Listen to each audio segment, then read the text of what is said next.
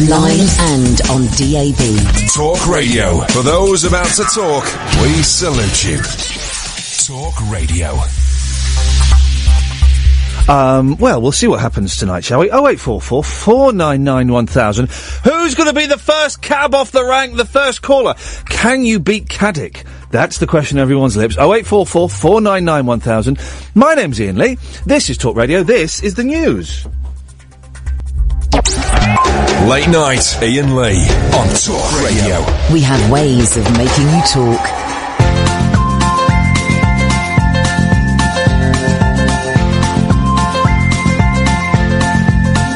There's a voice that keeps on calling me down the road. That's where I'll always be. Every stop I make a new friend. Can't stay for long, just turn around and I'm gone again. Maybe tomorrow I'll wanna settle down. Until tomorrow I'll just keep moving on.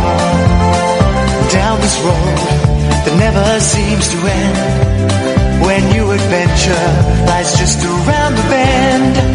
So if you wanna join me for a while, just grab your hat, come travel light, that's old style. Maybe tomorrow I'll wanna settle down. Until tomorrow, the whole world is my home. So if you wanna join me for a while, just grab your hat, come travel light, that's old style.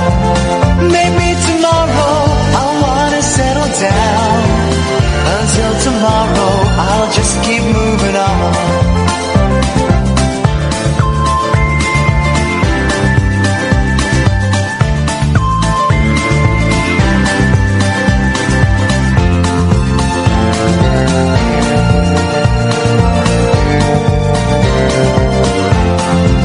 Maybe tomorrow I'll wanna settle down. Until tomorrow, I'll just keep moving on. There's a world that's waiting to unfold. A brand new tale no one has ever told. We've journeyed far, but you know it won't be long.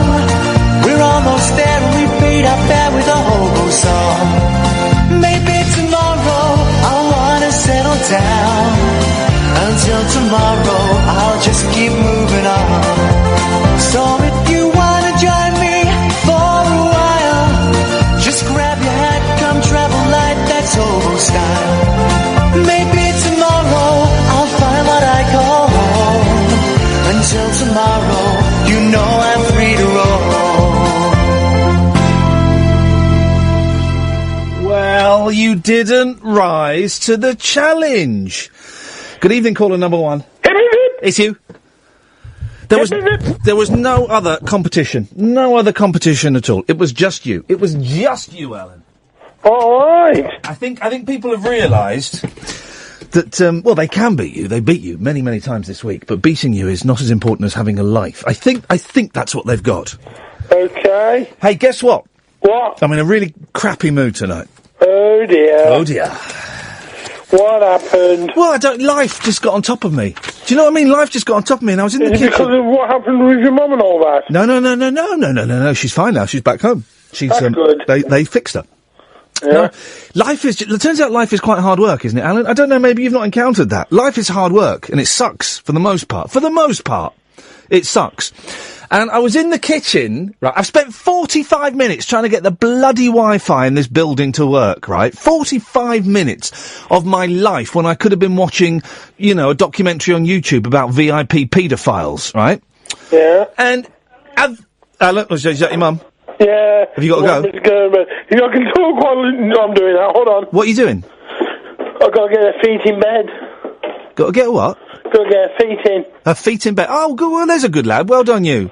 And so, you was trying to get the Wi-Fi on for 45 minutes. 45 minutes trying to get the Wi-Fi to work in this poxy building, right?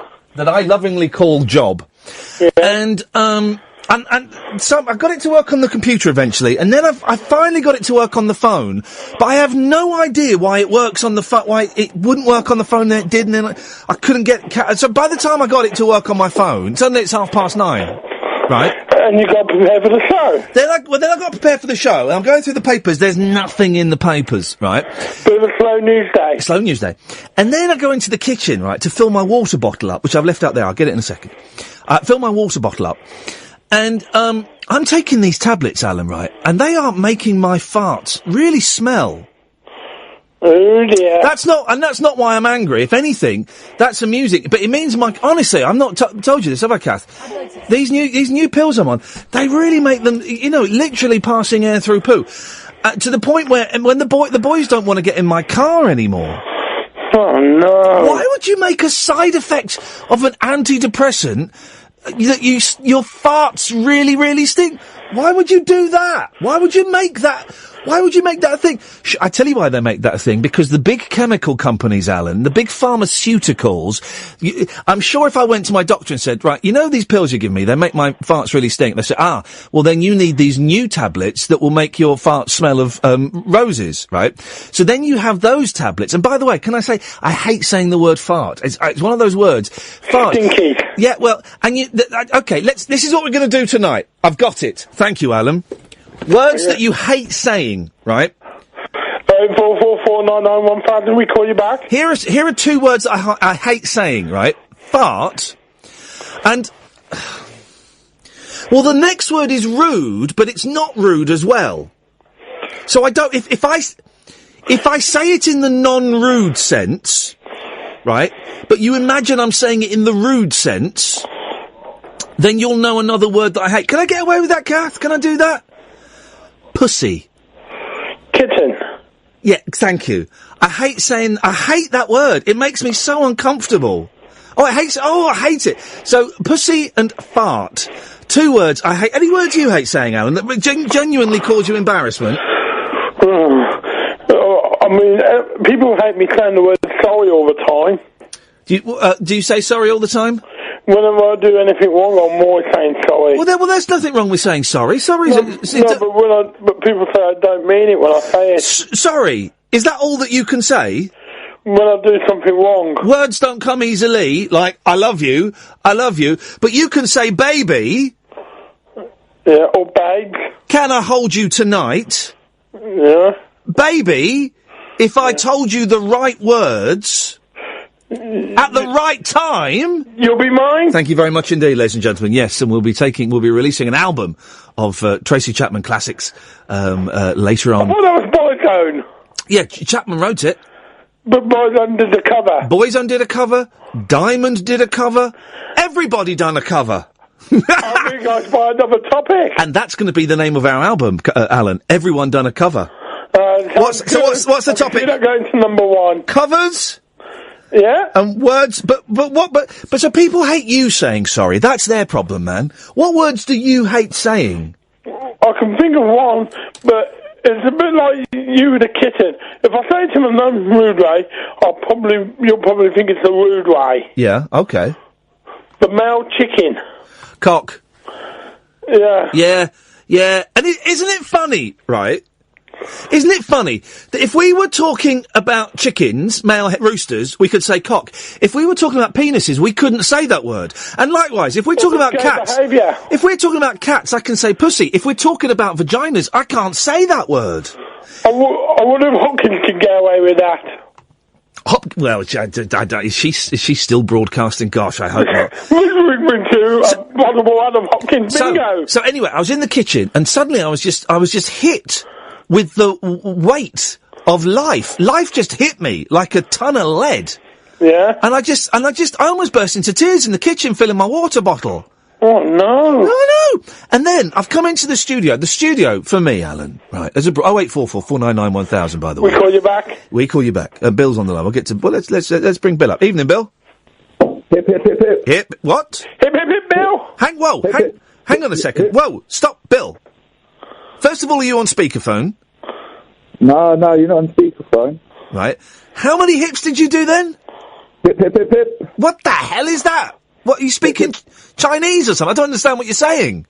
Hip, hip, hip, hip, hip, hip, hip. What the hell is going on?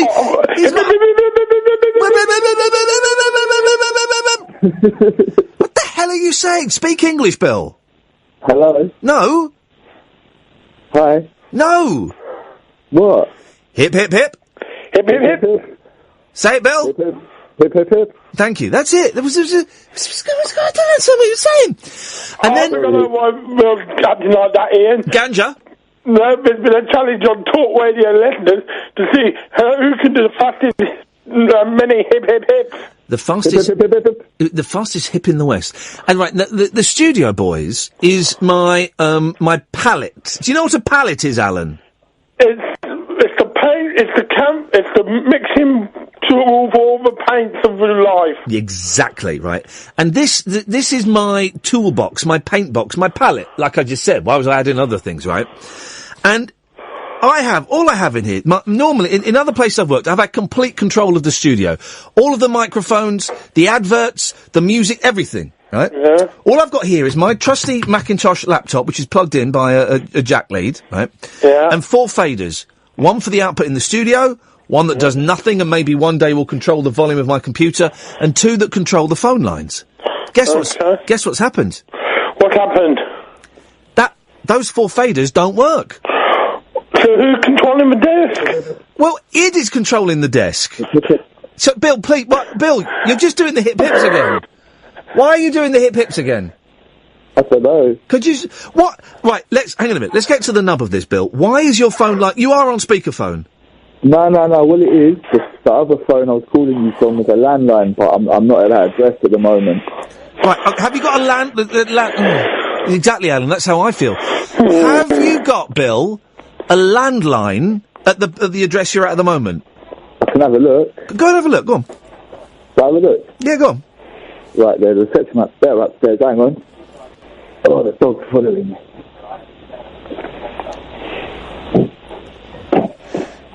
I've only been here 2 days. Where are you? I'm just looking after someone's house and their dog. What does that mean? Why did they trust you, to the man who can't even say hip, hip, hip properly, to look after... Yeah. They don't seem to. Okay, well that's, well, why is your mobile, does your mobile come from the same company that supplied Yassers, the cardboard box mobile phone company, registered trademark? Richard Branson. Right, okay, this is, right. Alan, because I can't control your fader, you need to breathe a little bit quieter. Okay. If at all. Right, that's noisier, Alan. Sorry, I had my hand over my mouth. Okay, that's noisier. Do you remember on Scooby-Doo when they used to get scared, but they couldn't scream because the ghost would hear them? So they'd scream into a paper bag, then they'd go and walk outside and open the paper bag, and the scream would come out. Does that work? That's better. What's better? What the hell who's got the bells? No, it's me wind chime in the back garden. Flippin' heck, Alan. I can't hear what Bill is saying, and you're... Yes, Bill.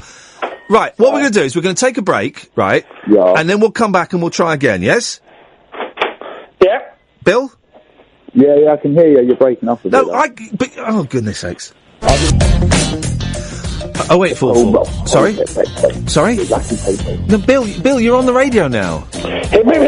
This is the thing, right? Because I haven't got the faders. I'm not in control. I wouldn't have brought you up until I was ready to bring you up.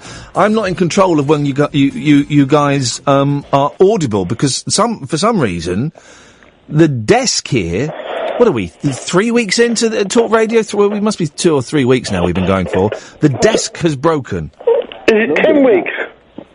I don't know, Alan. I think it's about 2 or 3. I'm not. I think you. No, 12. I think you guys are joshing with me. Right.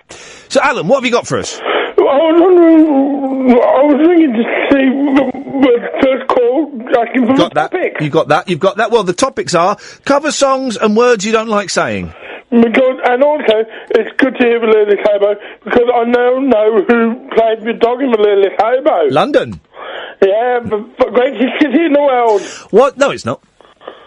Well, I thought London was a great city, and it's a great dog. It's not the greatest city in the world. Oh, I spy another topic. The greatest city in the world. What do you think the greatest city in the world is? I would say New York. New York. Well, hang on, no, you just said London. No, it's toss up between London and New York. Bill, what would you say is the greatest city in the world? And could you sing it for us, please? And why you like it so much? All right, here we go. We're the greatest time. It's London City, where the women are pretty, and there's lots of McDonald's and pigeons and Burger King. I think they have McDonald's and Burger Kings and indeed pigeons in other cities around the world. I'm pretty sure. Oh, we have Buckingham Palace. Yeah, you didn't mention that in the song though, did you? The Buckingham Palace. First there was a mountain, then there is no mountain, then there is... Right, thank you, Bill. What have you called in for, Bill? Oh, I'm with you. I don't like the word farts, and I don't like people doing farts around me. Okay. Can we stop saying it? Because it's such a yucky word. I mean, it's just such an unpleasant word. Stinky. The word isn't stinky, Alan. No, but the smell is. Yeah, can we stop? Listen, right, we got loads of new listeners because I did the Adam Buxton podcast. Oh, I'm going to download that. I haven't had a chance yet. You should have download it. But we got loads of new listeners, right? And I don't... this might be the first time they've ever listened to me, right? Welcome aboard, everybody. Well, but you're talking about farts and stuff. Only because you brought it up. Well, you've had a bad day. I did bring it up, but now you keep banging on about it. Sorry, I'm just refreshing the topics for the new listeners. You're not refreshing anything. You're defreshing. Sayonara. Ta-ta. Bill. Hello. It's just you and me and a dog named Boo. Was it named Boo or was it named Blue? I think it was Boo. But Boo is a stupid name for a dog. Blue's not much better, but it's a little bit better. Yeah, or Red. That doesn't rhyme with you, though. Oh, yeah. What have you called in for, Bill? Oh, yeah, just basically, I don't like, I just said it, and there's another word I don't like, soggy bottoms. I can't stand that. Soggy bottoms? I can't stand it. It makes me just want to put my foot through the TV. Why? What do you mean soggy bottoms? I don't know what soggy bottoms are. It's what that woman says. What? The one who looks like Skeletor. What are you talking about? Mary Berry, she looks like Skeletor. I called her Mary Belly, which is in many ways better. Mary Berry she doesn't look like Skeletor. She's a very glamorous woman, very glamorous, upper class, classy, bit of, apron. Nah, she's creepy. She's creepy. She does proper look like Skeletor. She doesn't look anything like Skeletor. I think she's as evil as Skeletor, but I don't think she looks like him. But she says soggy bottoms a lot, does she? Yeah, and she just keeps saying it, and it was funny, like, once, and it weren't even that funny, and now she just goes around, like, saying it. This is on the Great British Bake Off, is it? A programme I've never seen. Well, hang on a minute. So you've never seen the programme where she says soggy bottoms? Well, I've seen, like, bits of it in passing, like 10 minutes here and there, and stuff you like don't that. strike me as a Great British Bake Off watcher. No, only if it's on in the background. Right, well, what are you doing in the foreground when she's on in the background? Relaxing. What does that mean? I don't know, really, about listening to music. All right, Bill, thanks for calling. 0844 499 1000 is the telephone number if you want to give us a call. Evening, Wilson. Wilson? Hello? Hello, you're on the air. Yeah. Hello, Ian. Sorry? Hello, Ian. No. Ian? No, that's not how we begin a conversation on this show. Oh, how do we begin it? Hang on a second, let's bring, Richard? Hey, Richard. Hello. Could you teach... Hip, hip, hip, Richard. Wilson? Hey. No, let's try... Hip, hip, hip, Richard. Hip, hip, hip. Hip, hip, hip. Hip, hip, hip, Wilson. What have you got for us? I have this question, and I've been thinking about it. Does anybody know the words to the Spanish flea? Now, hang on a minute. Remind me which one the Spanish flea is. Hang on. There aren't any words to it. Yeah, there is. There's something like, there was a little Spanish flea. No. A superstar he'd wish to be. No. He saw the chipmunks on TV. No. The Beatles singing. Oh, yeah. No. Something like that. Yeah, there must be words to it. What do you mean there must be words to it? That's like, who knows the words to the theme tune to Hawaii 5-0? What's that? Squeeze me? You know Hawaii 5-0, Jack Lord, Bookham Danner. You know that, Wilson, yeah? Saturday nights. It was about 8:15 on a Saturday night. No. You might be in bed. Book him, Daniel. Set in Hawaii. Jack Lord, right? At the start of the show, he stood on a balcony with his back to you, and then as his name comes up on the screen, he turns and the camera zooms in on his face. Jack Lord, Hawaii 5-0. All the fellas on the boat, the Hawaiian fellas on the boat, the people bashing the drums, and they're doing the rowing really quickly. Book him, Dano. It's Jack Lord. He's got his back to you, and then as his name comes up, he turns around. All the fellas, the Hawaiian fellas banging the drums, they're on a boat, and they're doing the rowing, and Jack Lord turns around, the camera zooms in, it says Jack Lord, and his catchphrase is book him, Dano. It's Hawaii 5-0 with... It's Hawaii 5-0 with Jack Lord. Book 'em, Dano. All the Hawaiian fellas are on the boat. Some are banging the drums. The rest are rowing really, really fast. He stood on the balcony. He's got his back to you. Book 'em, Dano. And he turns around. Jack Lord zooms in. Book 'em, Dano. Hawaii 5-0 Saturday nights, 8:15. Do you know why he turned around? Yeah. Make sure his slaves are... What? Drumming the drums What the properly. hell are you talking about? He's not got slaves. He's a police officer in Hawaii. Do you know why it's called Hawaii 5-0? Well, yeah. Didn't think of that, did I? Hang on. Richard, do you know why it's called Hawaii 5-0?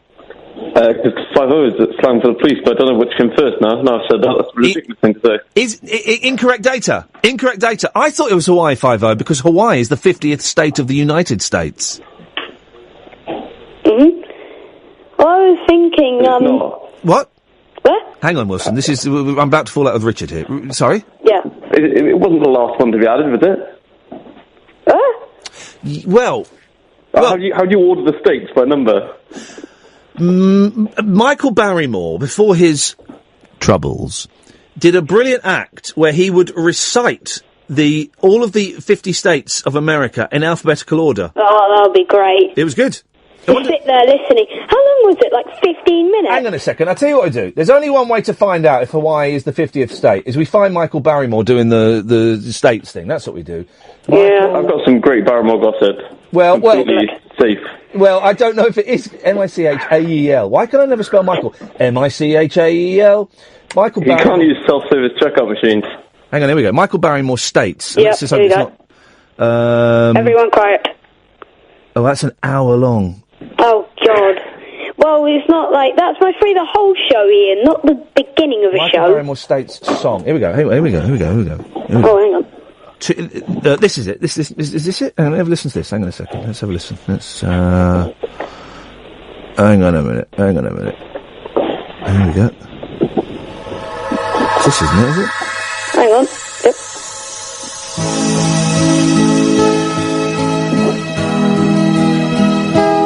Long beginning. Nowhere to start. That's not me. I don't know what that He's is. not telling us all the states.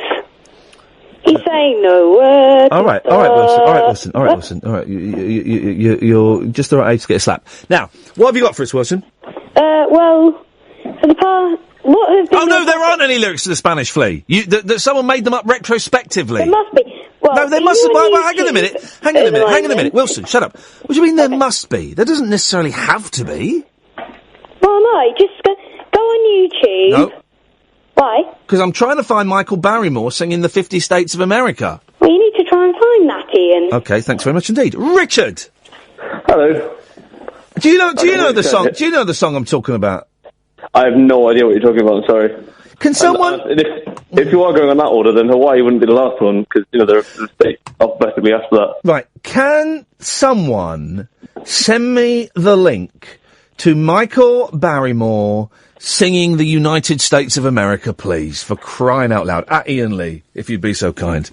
Okay, what was the 50th state then? Alaska. No, Alaska was quite early on, wasn't it? What's the weird one that's like barely a state? Jamaica.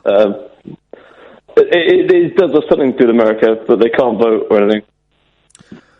No, it's Hawaii, because the thing is, right, Hawaii is miles away from America. Hawaii is like a 12... I can't think of the name of. Hawaii is like a 12-hour flight away from America. Have you been there? Did you stay at a 5-star hotel? I don't know if I've told you that story, but yes, twice! Wow. Yeah, you mentioned that. Oh, hang on a second. He was being sarcastic. Sorry. You get a slap as well. What have you got for us, Richard? I called in about, you're going to hate me for this as well. I called in about the words that you don't like saying. But Ian Collins did this topic about 10 years ago. Right. And Well, hang on a minute. You say that. Why do you say that? Well, actually, that's not really relevant. But then, hang on, Richard, hang on, right? But then, why did you say it? Because it follows on into when I was about 15, listening to it, and I sent him an inappropriate email on it, and he started reading out on there, and it was really not acceptable, really, looking back. But he started laughing a lot at it, and then he asked if he could read it out, and was told no. Right. But then he couldn't stop laughing and had to go to an outbreak. So, do you remember Ian Collins is? Do you remember when he used to have a sense of humour? The word wasn't Muslim, was it? Because that's what they'll be banging on about now. But I'm assuming then, therefore, you cannot tell me what that word is. Well, the word was preggers. You can say preggers. That word made me want to do. Oh, it's another word I don't like. Reminded by preggers. Thank you. Hubby. That's a bad one. Hubby. Oh, it makes me want to... Well, we're going to compile an alternative dictionary where we're going to put all the words in, Richard, that we hate saying, and then we're going to burn that book. How's about them apples? That sounds pretty good. A lot of people have got one about the word moist. I don't have a problem with moist. Yeah, I don't either. Preggers is really the only one I've got a problem with. Richard, Preggers is on the list, and I'm not writing it. 0844 499 1000. Ray, come to you after this. So the studio's broken, Ray. Hip, hip, hip, by the way. Hip, hip, hip. The studio is broken. So no faders working? No faders are working whatsoever, and I can't... So does that mean we can have, like, some kind of conference call? Well, hang on. No, we could have a conference call anyway. Oh, right, but normally you have two faders for the calls. I have two faders, and I can put, I think about 6 calls on each fader, so that will be 12. But then because they're all... then it gets a bit confusing. Even if I put 2 people on one fader, it gets a bit confusing. He said being geeky for a moment. Because someone will be quiet, someone will be loud and clear like you, and someone will be as clear as a bell as like you, Ray, and someone will be the end like Bill. Yeah. So it doesn't always work. But there's blooming faders here. What is it? It's like day 7 or something of talk radio, and the studio is falling apart. Oh, they don't make them like they used to. They don't like it up 'em, do they, Mr. Mannering? Why is? Because you know how you spell Mannering, don't you? As in Mr. Mannering. Man-wearing. No, it's Main-wearing, isn't it? Main-wearing. Main-wearing, right? And you know how you pronounce... If someone's name is Duncan, and then the middle name is S.T. John, you know how that's pronounced, don't you? St. John. What is that about? Why Duncan St. John Stevens, you'd have? Why... What is that? Rafe finds my fist in his face because his name is pronounced Ralph. And it's fines, not finds. So that doesn't work on any level whatsoever. But still, I'd punch him. I wouldn't. I like him as an actor. I just don't like him as a name. Fair enough. Sorry, Ray, I feel like I'm scaring you. I'm scaring the horses this evening. What have you got for us, boss? Well, my least favourite word has got to be Moorish. Oh, like a nice ginger cake or heroin? Yeah, I mean, I remember back in the 90s, it seemed as though the word was fashionable. Oh, it's very Moorish. Didn't like it. Well, Still don't like 20 years on, the fashion of saying the word Moorish seems to have dissipated somewhat. That fury in you, Ray, is continuing, though. It's continuing, yes. What do you call a splinter? A splinter? Well, I call it just that. Here, because I've left my documents outside, but it's fine. I don't want the documents. I don't need the documents. We're gonna go Acapulco on this. What was that? What was what? Well done. Well, last time you phoned up, you burped. Yes, sadly, It yes. sounded like then you cut the cheese. No, I was just typing something, actually. What? Sorry, You doing your letters or something? What you paying your bills? I know I'm a man, but, you know, I do try and multitask. What the hell are you banging on about? What are you typing? I don't know. Hang on a minute. Hey? You don't know what you're typing? It sounds like bullshine. Okay. Well, funny enough, I've just typed up another word that used to annoy the hell out of me. It was hickey. Hickey. Yeah. American for love bite. Oh, who invented that word? Well, there's a man called Hickey, isn't there? William Hickey. I think he may be dead. Apologies to his family if he's not, and they didn't know about it. William Hickey was a columnist, I believe, in the Daily Express. Okay. But there was a thing out the other day, and I thought we'd do it, and I'd forgot to do it, and then I thought we'd do it tonight, and I forgot to bring in my documents. Which is good. I don't want documents. That, I'm going to remember this story as best I can. Regional accents and regional words are dying out. Now, the documents, I seem to remember, despite me not looking at them, said it was because people are moving. So everyone has kind of got a sort of London-y accent. Do they call it Thames Estuary? Is that what they call it? Something like that, right? Yeah. Everyone's kind of got but 0844 499 1000, by the way, we call you back. But I don't think that's the real reason that everyone's accent is normalising out and that their words are normalising out. What could it be? TV that's doing it on radio? Thank you, TV. Because do you remember in the 80s when kids started going up at the end of their sentences? And you'd be talking to your friends and suddenly they go, yeah, I've got to go home because it's tea time. What the hell are you going up at the end of your sentences for? I'm doing it. What's going on? And it's because we were all watching Neighbours. Exactly. Australians do that. Yeah. Thank you. We were all watching Neighbours and we all developed a very slight Australian accent. It was a really weird phenomenon. And I think that it's TV has played a bigger role in flattening out the accents in this country. Yeah. And losing some of the local words. More so than people moving around. I tell you what we'll do, right? We won't do. Well, no, we can do Splinter because apparently there were 50 words for Splinter, like the Eskimos have 50 words for snow, exactly the same. Coincidence? I think not. The Illuminati. Isn't it odd, Ray? Isn't it odd that the Eskimo peoples have 50 words for snow and we used to have 50 words for Splinter? You tell me that's a coincidence? I don't think so. There's no such thing as a coincidence. Okay. Someone's behind this, Ray, and I'm going to get to the bottom of it. Mark my words, I will get to the bottom of it. 0844 499 1000. Who is behind the great Eskimo plot? And what do you call a splinter? Because the only word I can think of for splinter is splinter. It's the only one I can think of. I can't think of any others. Manny's on the line. Evening, Manny. Good little clear of the throat there. Evening. Evening, Manny. I need your help. What's wrong, buddy? It's my son's birthday next Friday, and I don't know what to get him. Do you want? Well, how old is he? He's going to be 16, but he's got everything, all the gadgets. So I'm going to be up the creek without any newspaper. Would he like a football? A remote control car? No. Why don't you buy him his first packet of fags? Oh, no. No. Is he smoking already? Okay. Well, you could get him K-Lide. Get your listeners.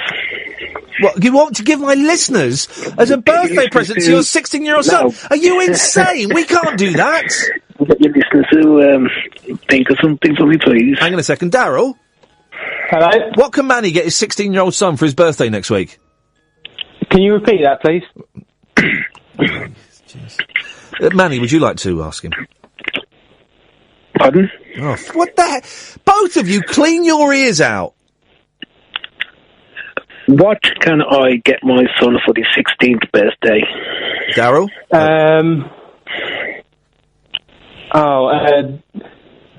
The complete works of Chaz and Dave. I genuinely think, right, that Chaz and Dave are the peers, the equals, if not the betters, of Damon Albarn from The Blur and Ray Davies from Kink. The Kinks. Yeah. I think their songs are as good as that. And that's why I've rung you. Why? Oh, right, guys, hold your horses. We're going to a break. Right, let's try again. So, hello? Hello, Ian. Hello, Manny. Hello, Daryl. Hi. Right, so you want something for your, son's birthday. Your son's 16th birthday. Yep. What kind of things does he like? Gadgets, but he's got most of them. Okay. And Daryl, you 0844 499 1000 if you want to play the fun game everyone's playing. You don't have any suggestions, Daryl? No, not really. Okay. Get one of them flying things. Yeah, get one of them flying things, Manny, an aeroplane. What, them drones? The drones. Get the drones. Get a drone, Manny. Could do, couldn't I? Yeah, has he got one?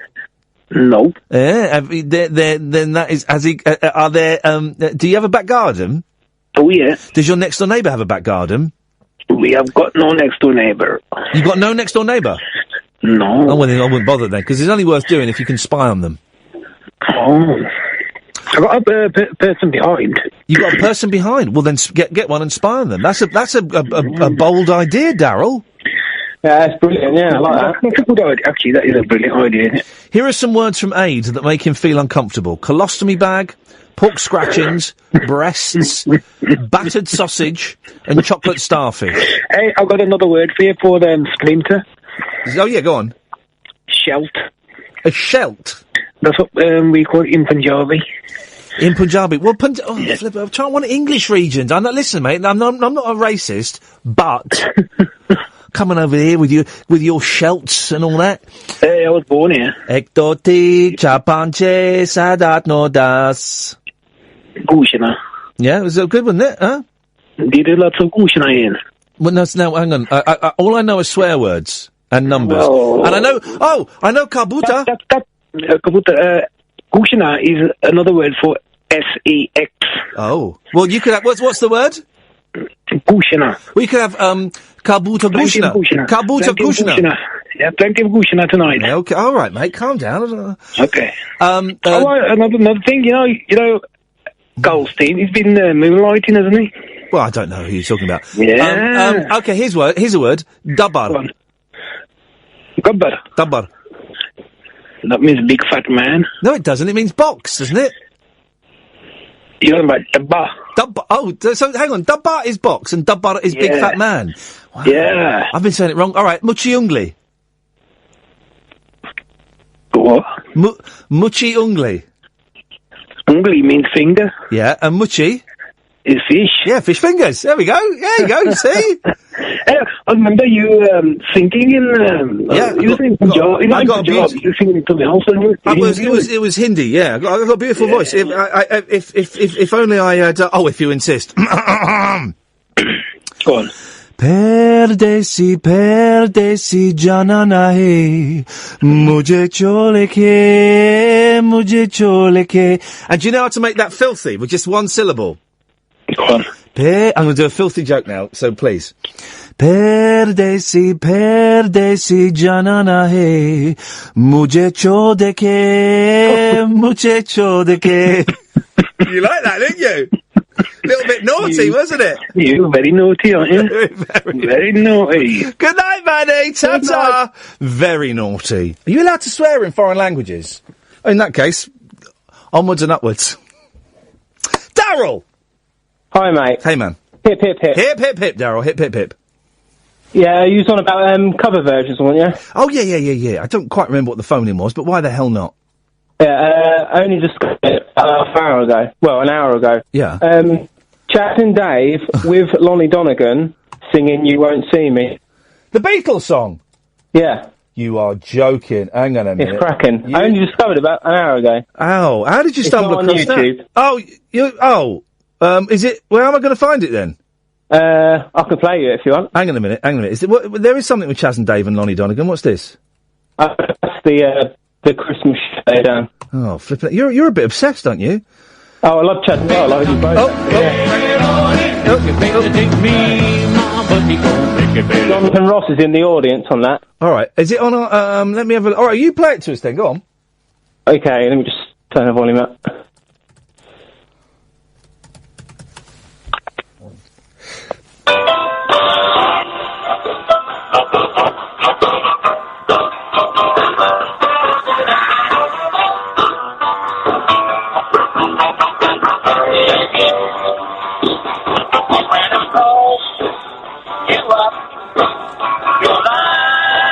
Darryl, the quality is appalling. We'll find that before the end of the show. So far we're on the hunt for 2 songs. We're on the hunt for Michael Barrymore singing all 50 of the United States of America. And we are, also on the hunt for Chaz and Dave, You Won't See Me. I wonder if I can find it on the old, Chaz and Dave, Rabbits, song, see all. Let's see all of the Chaz and Dave songs, shall we? They are good, Chaz and Dave. Bored Stiff, Wallop, Beer Belly, Wait Till the Sun Shines, Lordy, Miss Claudie. No,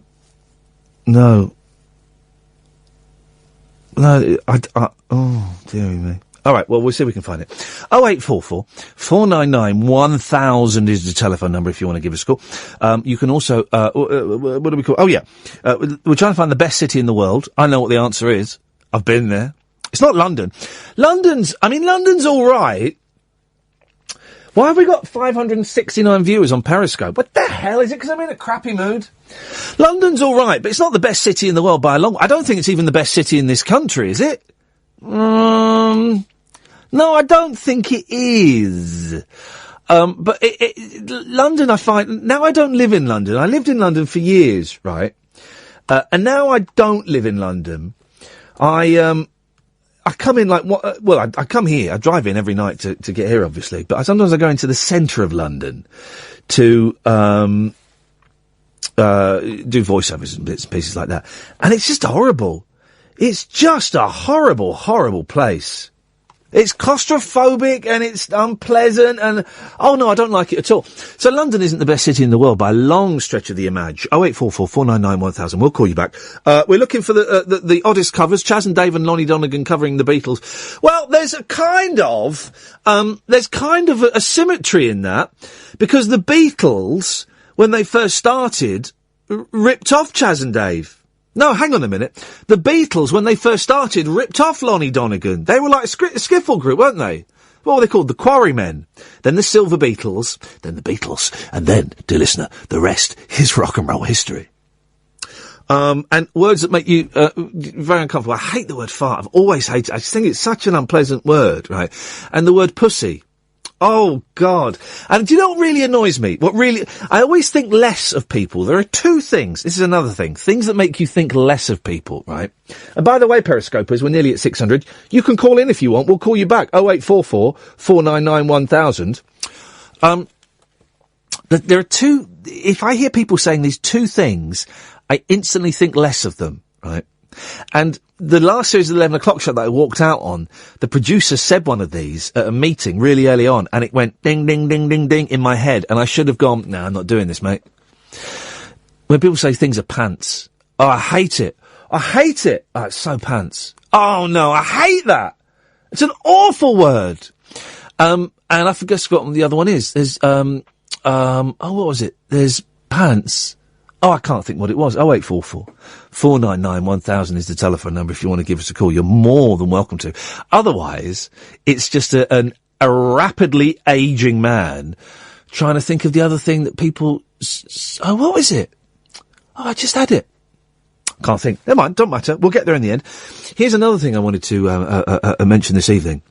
And we're looking for all the other words for splinters as well. Do people use websites anymore? Now, when I say that, right, I tell you why, because I've got a website, iainlee.com, and it was built about 5 years ago, about 5 years ago, right? So it looks a little bit old and a little bit clunky.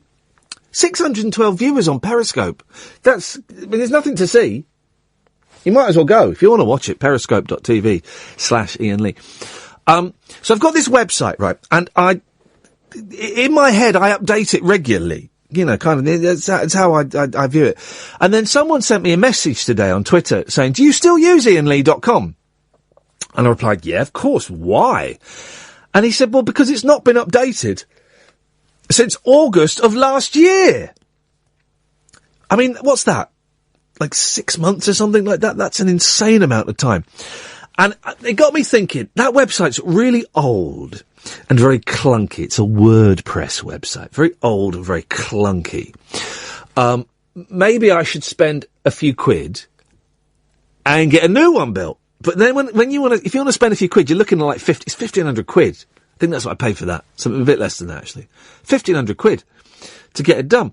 And it kind of got me thinking, I don't think anybody uses websites anymore. And by that, dear listener, what I mean is, what I mean is what I just said. I don't think anybody uses websites anymore. Everybody's on Facebook or Twitter or on the Periscope. Good evening, Periscopers, or things like that. So I'm not going to spend that much money on getting it done. But is it even worth me, you know, typing up blogs and stuff like that? Because I can't think the last website I went on that wasn't Twitter or Facebook or selling records to me in America. That's it. I can't think of any other website I've been. I mean, I wouldn't go to like I'm trying to think of a pop star. Like I wouldn't go to like RickyMartin.com or BelindaCarlisle.co.uk. I wouldn't go to something like that. So I think we've grown out. Wow, me slagging off websites just lost me 400 viewers on Periscope. Flippin' it. You're a fickle bunch. I think we've grown out of websites. Haven't we? I think so. 0844 499 1000 is the telephone number. If you want to give us a call, you're more than welcome to. Let's go to Mike. Evening, Mike. Hi, Hello, Mike. I rang last night. I was a bit grumpy. I kind of wait to apologise for that. I thought, you sounded grumpy on that call. What did you say? Well, if you felt grumpy, I can't remember what you said that was grumpy. I just genuinely felt a bit grumpy. I think that was reflected in my call. Well, I feel angry tonight. Angry. It's paying dividends on the old Periscope, isn't it? Well, it was. It's now down to 260 because I started slagging off the internet, and they all got offended, and they all left in a huff. I won't bother with your website. I think the days of individual websites such as yours are dead. People are more likely to look on Twitter, aren't they? I think they are.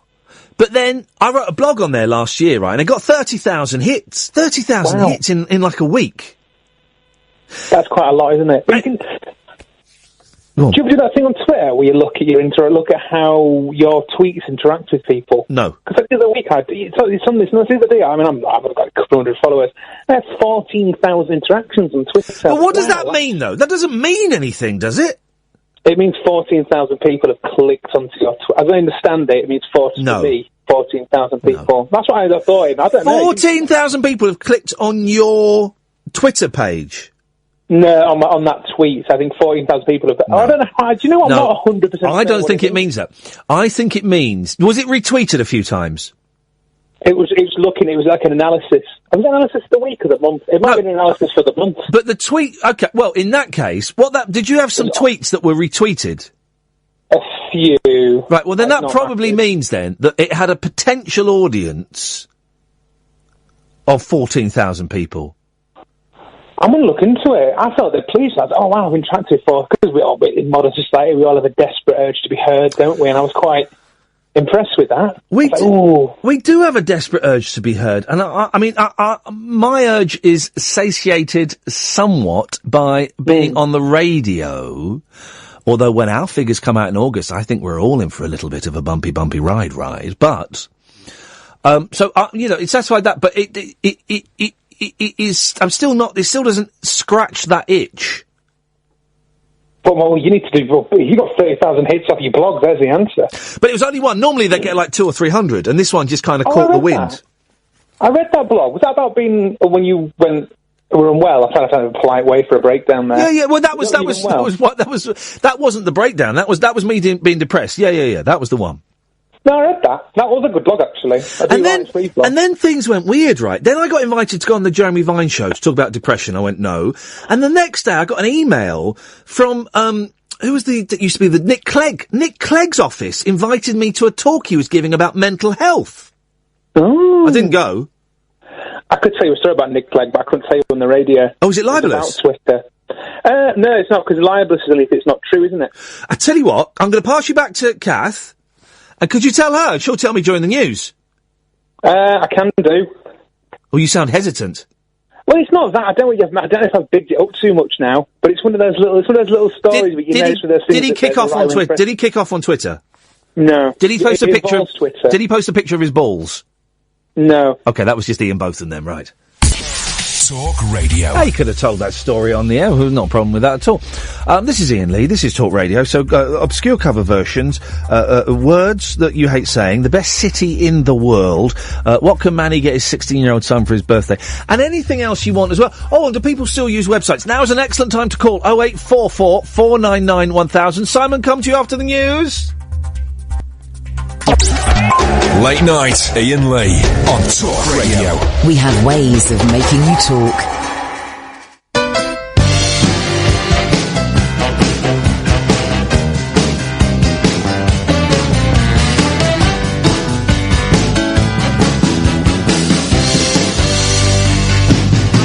When I call you up, your lines engaged.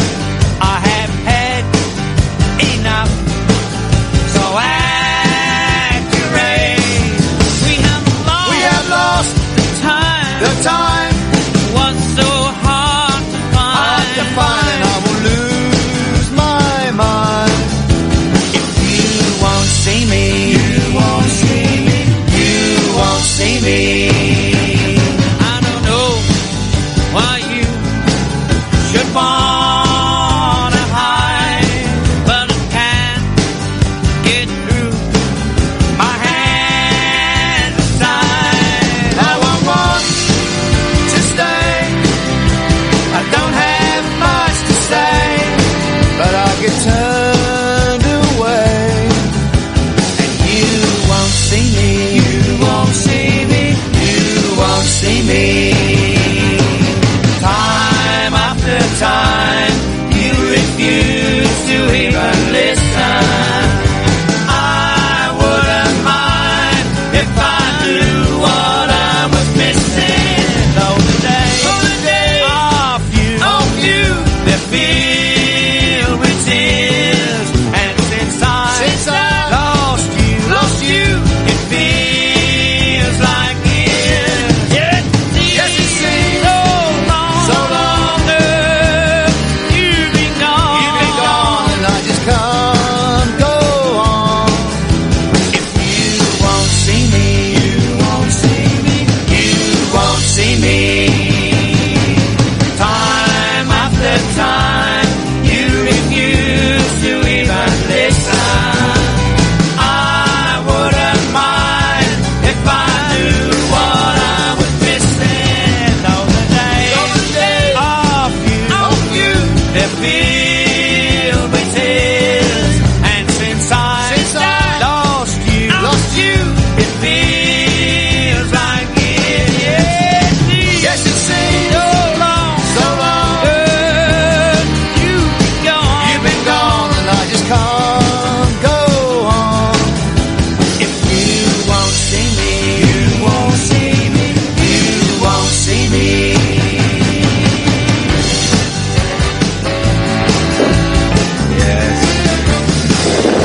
That was worth 99 pence, wasn't it? That was worth 99 pence. Hip, hip, hip, Simon! Hip, hip, hip, Ian. How you doing, fella?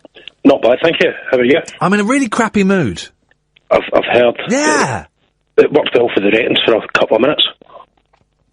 I don't even want to go home. I want to go to Scotland. I want to go to Scotland. I want to go to Scotland or America. Go to Edinburgh. That's a great city. I like Edinburgh. It's very cold and it's very, very hilly. You're always... I think we've had this conversation before, haven't we? You're always walking uphill in Edinburgh. Oh, constantly, yeah. There's no downhill in Edinburgh. It's insane. But I love it. It's a beautiful place. So that was great. I was phoning up to tell you regional words for splinters. Ah, yes, go on. There was a big thing in the papers the other week, but it doesn't matter what it was, because that's not how this show works. So go on, what words have you got for splinters? Skelf. Skelf? Skelf, Scottish word for splinter. Yeah, they're all kind of vaguely similar. Skelf. But do people still say it, though? Well, yeah, they do, but you're right. I think it's about TV. Yeah. People have stopped saying aye for yes in Scotland. It's yeah. People say a lot now. Do they say och? Did Scottish people ever say och? Occasionally. And do you say... Usually it's och, you're silly, or och, you've been stupid. Do you still say we? Yes. Yeah, beautiful. Don't ever lose your we or your och. But yeah, it's a shame the eye's gone. I like the eye. Yes. I think it's TV. I think it's TV more than people travelling around, because we all. There was a period in kind of the 60s and the 70s. It's dropped off a bit in the 80s, but British singers would sing with an American accent. Yeah. The Beatles kind of knocked it on the head for a bit, but there was still a lot of singers that would sing with an American accent because they were listening to American music, you know. A lot of sort of early English and British rap music was like that. Yeah. As well, just sort of copying. And you kind of American stuff. I think that the cultural influences in terms of language and stuff are huge. It's oh God, look, I'm going to say it's like, which is what I wanted to say. It's like people saying it's like all the time. That's an Americanism. You know when people go, so I was at the shops, and so I say right. I think right is the English version. I don't like in it. People saying in it after everything. Yeah, in it. I say in it ironically, but I'm also aware that when I was a teenager, I used to say mate ironically, and now I say mate ironically. So I'm going to end up saying in it. But it's like, you know, and yeah, so people say that a lot, and I think that's an American. And that language is changing, but it's we're a global society. Say that again, Simon. We're a global society now. 50 years ago, it would change. It would, you know, the borders of counties. It's like I come from. You can tell the accent. You can tell. Sorry, from Sussex. Yeah. And I come from Berkshire, right? And Ricky Gervais is from Berkshire, right? And people think he's a country bumpkin, but there used to be a real Berkshire accent that was a bit countryfied like that. You know, that was the Berkshire accent. And you know, I was part of the generation that knocked on the head because my parents moved out of London, so I speak as common as. I've got a couple of quick other things for you. Yeah, go on, mate, no rush. And then a question. We're not exactly over brimming with calls this evening, so you go on. An obscure cover version, but Telly Savalas singing something, or speaking it, by the Beatles. No, I don't think he did something. He did Yeah. Telly, no, he did. Really? He covered something. I know he did If a picture paints 1,000 words... Oh, hang on, flipping heck, hang on a minute, but fair play, mate, hang on, you could be right, hang on, what's this? Here we go, Kojak, guys.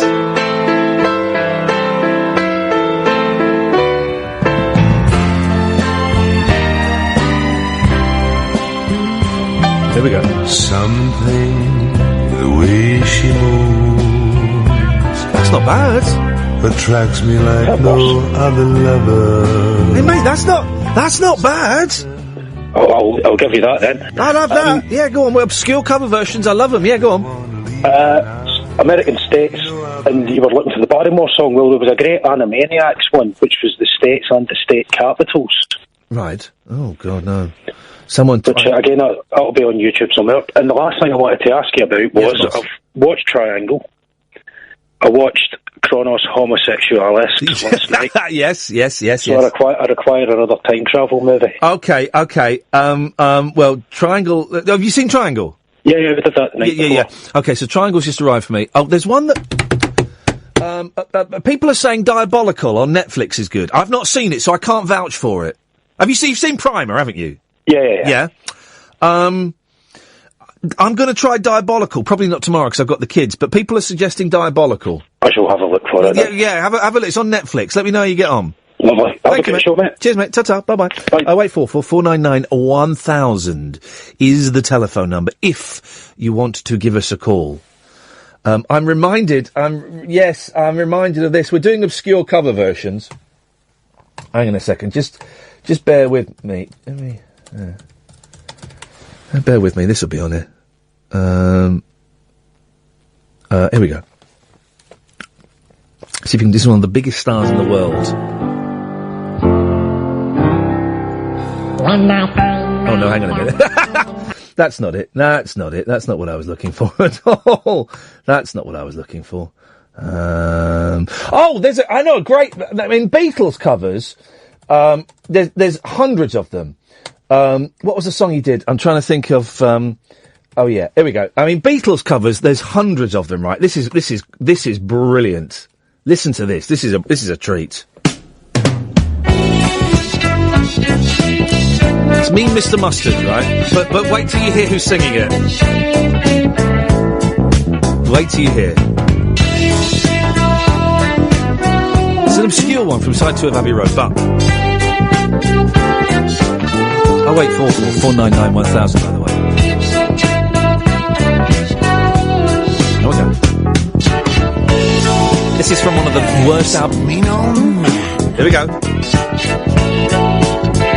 I agree, a mean old man.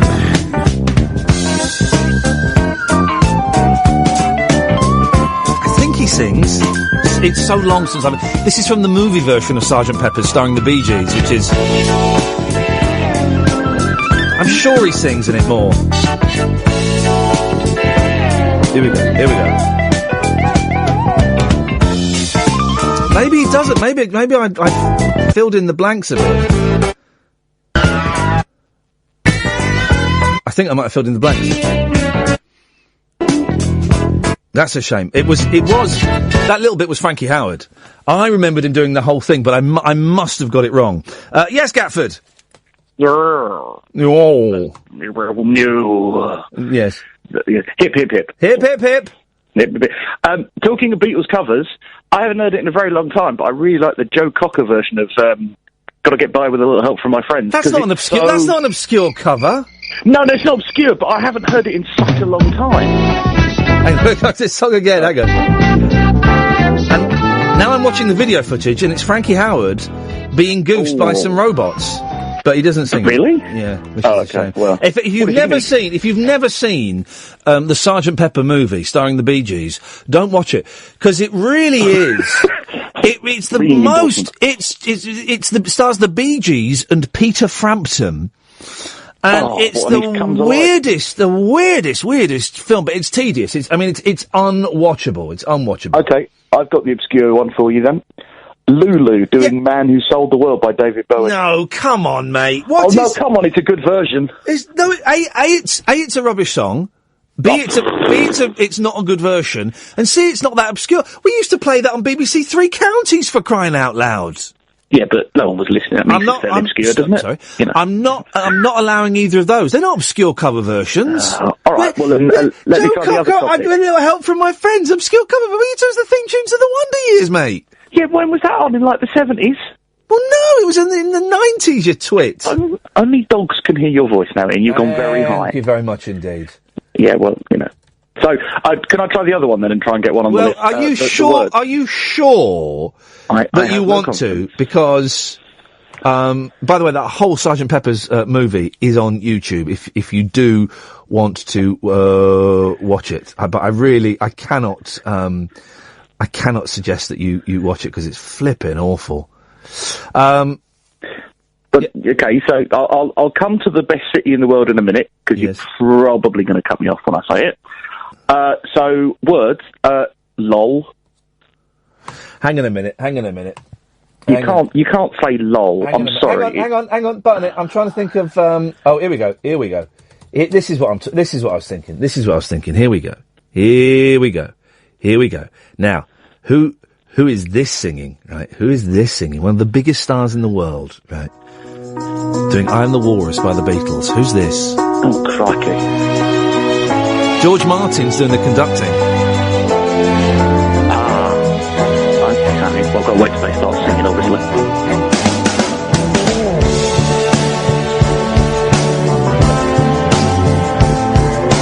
I am he as you are, he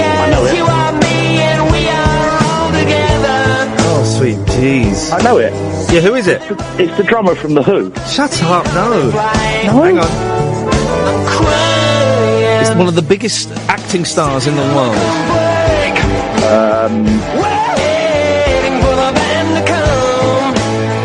Johnny Depp? No.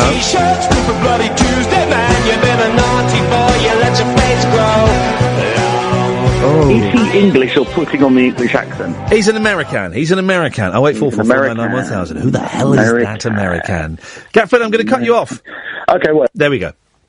08444991000 is the telephone number. Cathy coming in tonight? Are you gonna... You don't have to if you're busy. You don't have to. You can stay there if you want. Happy Tree, yes! Hip, hip, hip, Happy Tree. Eep, eep, eep. Oh, there we go. I see a little Continental Arliss. Yes, like it. Very good, very good. Mr. Gadford, he's a very lucky man. What the hell is going on here? Mr. Gadford? Yes? He's a very lucky man. Why is he very lucky. Why is he lucky man, China? Why are you a Chinaman? That's what you said. That was never said last anything, time, never said anything a like couple that. of weeks ago. Never said anything like that in my life. What the hell are you talking about, you lunatic? Must have dreamed it. You must have dreamed it.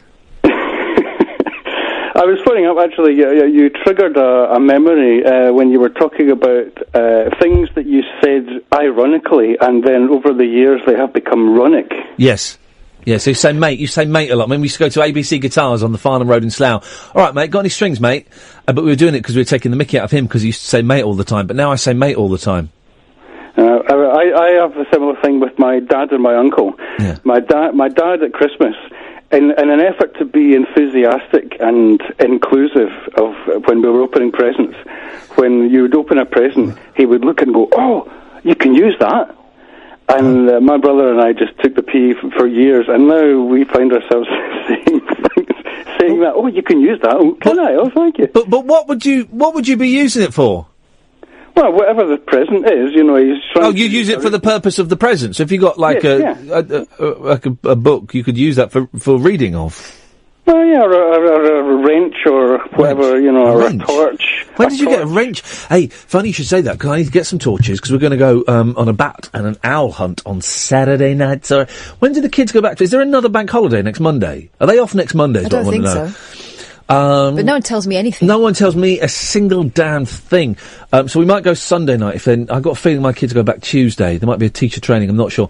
But Saturday night, because I've got Sky Sunday morning, you see. So I'll be up at 5 and being out late night looking for bats, then being up at 5, then having the kids all day Sunday. It's going to be a long old slog. But the bats aren't out late. They're out dusk, aren't they? Dusk. Well, yeah, I know dusk, but then we'll walk around the woods, scaring until the youngest starts crying. We'll have a little spooky walk. Of course we will. That's what we'll do. That's the plan, Stan. So dusk, bats, owl.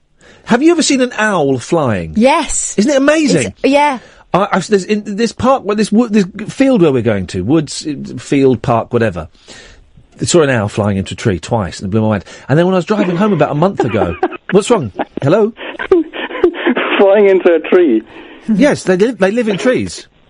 Oh right, I thought you meant like. No, you idiot! They live in trees. They live in hollow trees. What image of like? Don't you know Rowan Atkinson walking along the street and banging into a lamppost? I've seen a bird fly into a window before. Yeah, while I've been on the other side of the window, and it leaves because their birds are covered in dust, and it left a trail of it left a pattern of the bird. You could see its face going. That's the dust that makes them fly. Yeah, magic dust.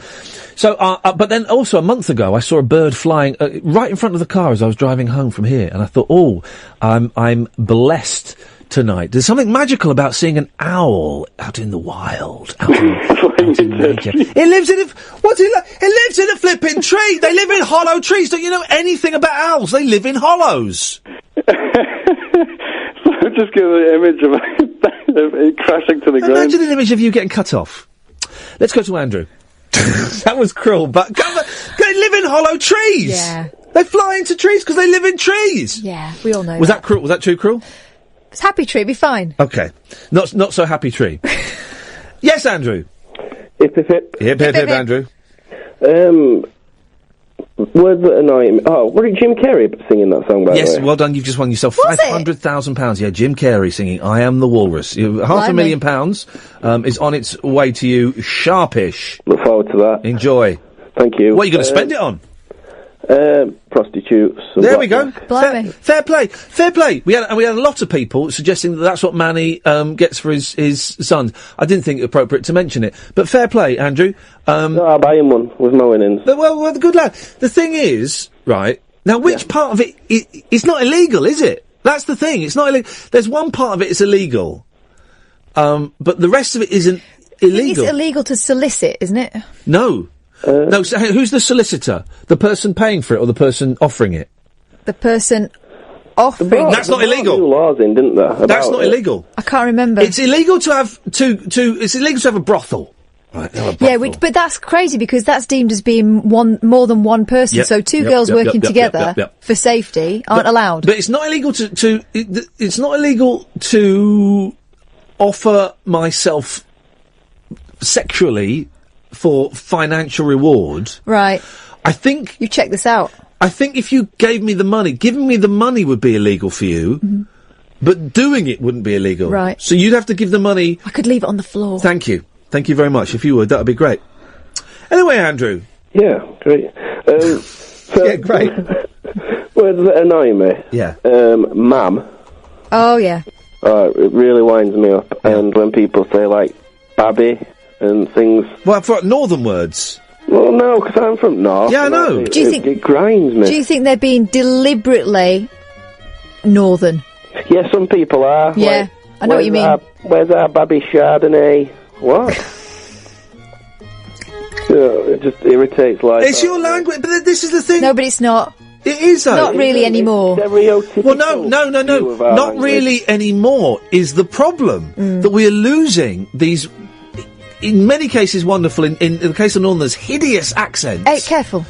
And also the language that goes with it. You're a fan of languages, Yes. right? And we were arguing about dying languages the other day. Yeah, but no. Language dead doesn't languages. die. It develops.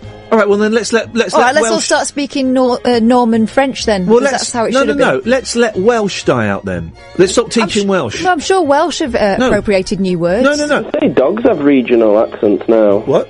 They say dogs have regional accents. Do you know what Welsh is? The microwave is in Welsh. Poppity ping. No, it's not. Yes, poppity ping. Poppity ping is Welsh for microwave. Isn't that brilliant? All I can say is good night, darling, in Welsh. Okay, well, you made love to Welshmen. No. Made love to the Welsh rugby team. No. Nostar cariad. Poppity ping. Well then let's let Welsh die out. Let's stop falsely, because we're artificially keeping it alive. It's on a ventilator and we should just let it die. Let's let Greek die out. Greek is dying out and we're artificially keeping that going. You don't want Greek to die out, do you? Well no, I don't want Babby and Mam to die out.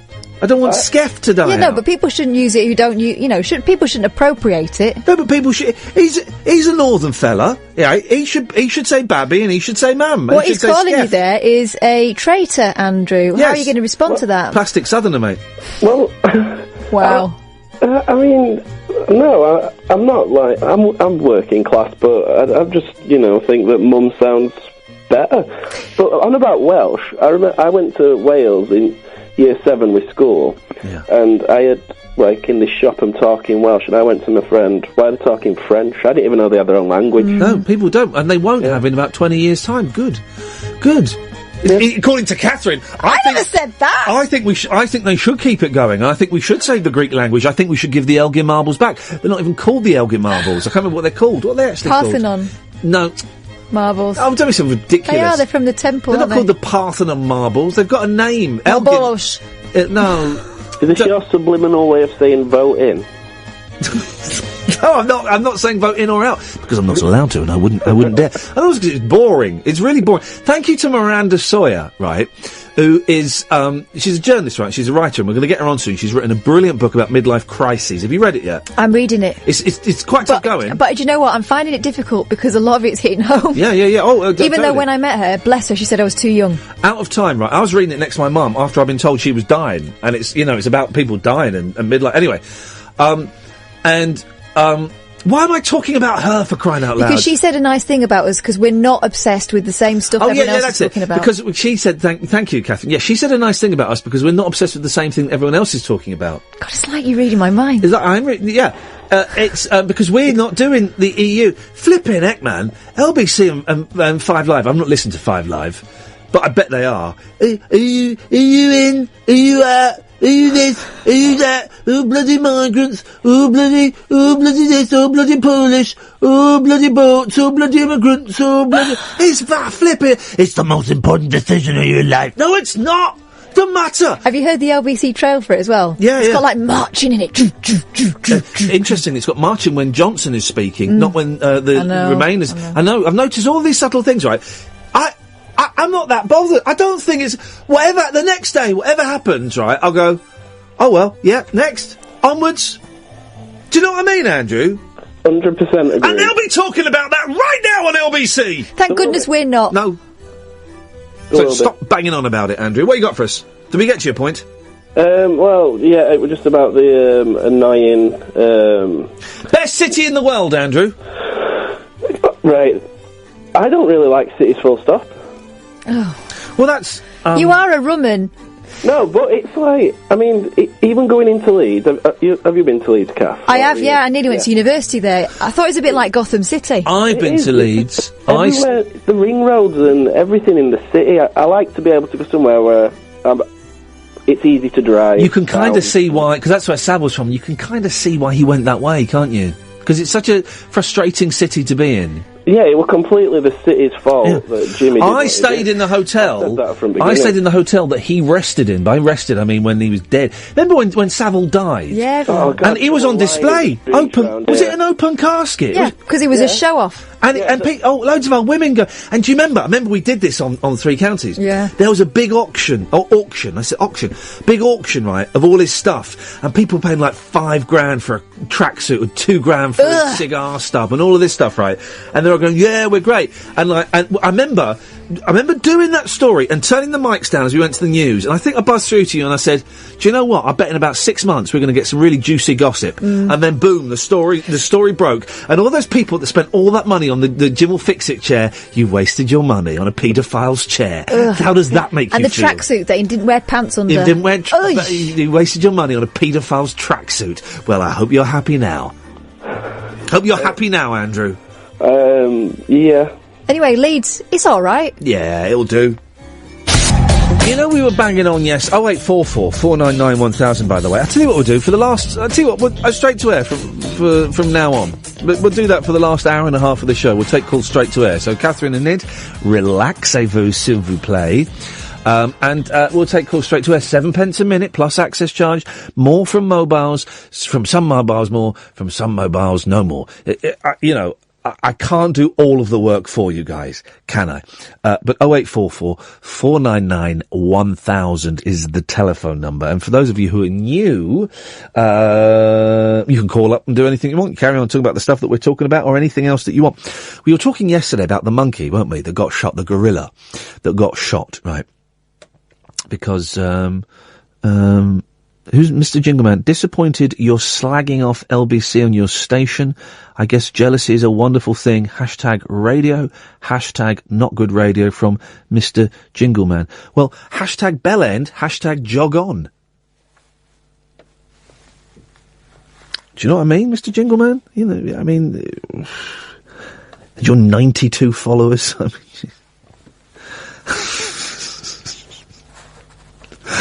oh, God. So tired of life. I'm really tired of life, isn't it? It's physically, it's heavy, man. Really heavy. So we were talking about the gorilla that got shot yesterday. Of course it was the right thing to do. It was sad.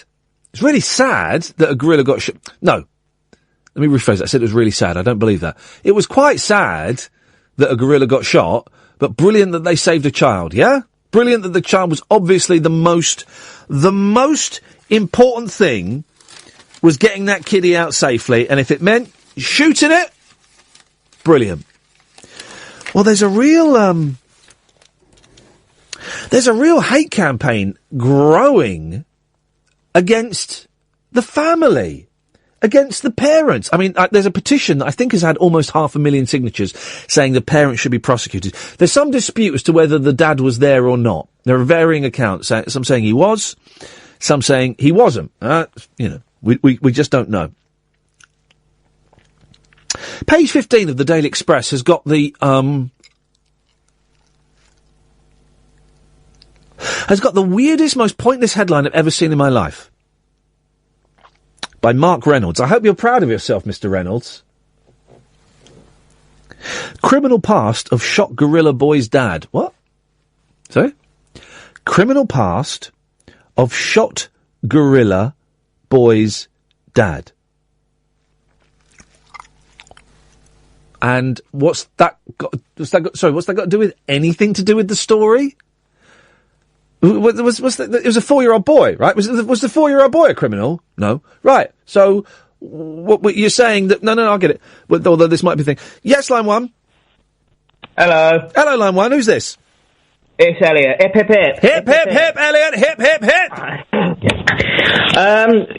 You were talking about, like, words that slip into your vocabulary. Well, yes. And, because, I'm a Bridgewater boy. You were down that way the other day. I was in Bridgewater College the other day. Yes.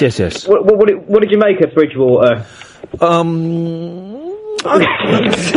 I've been there before.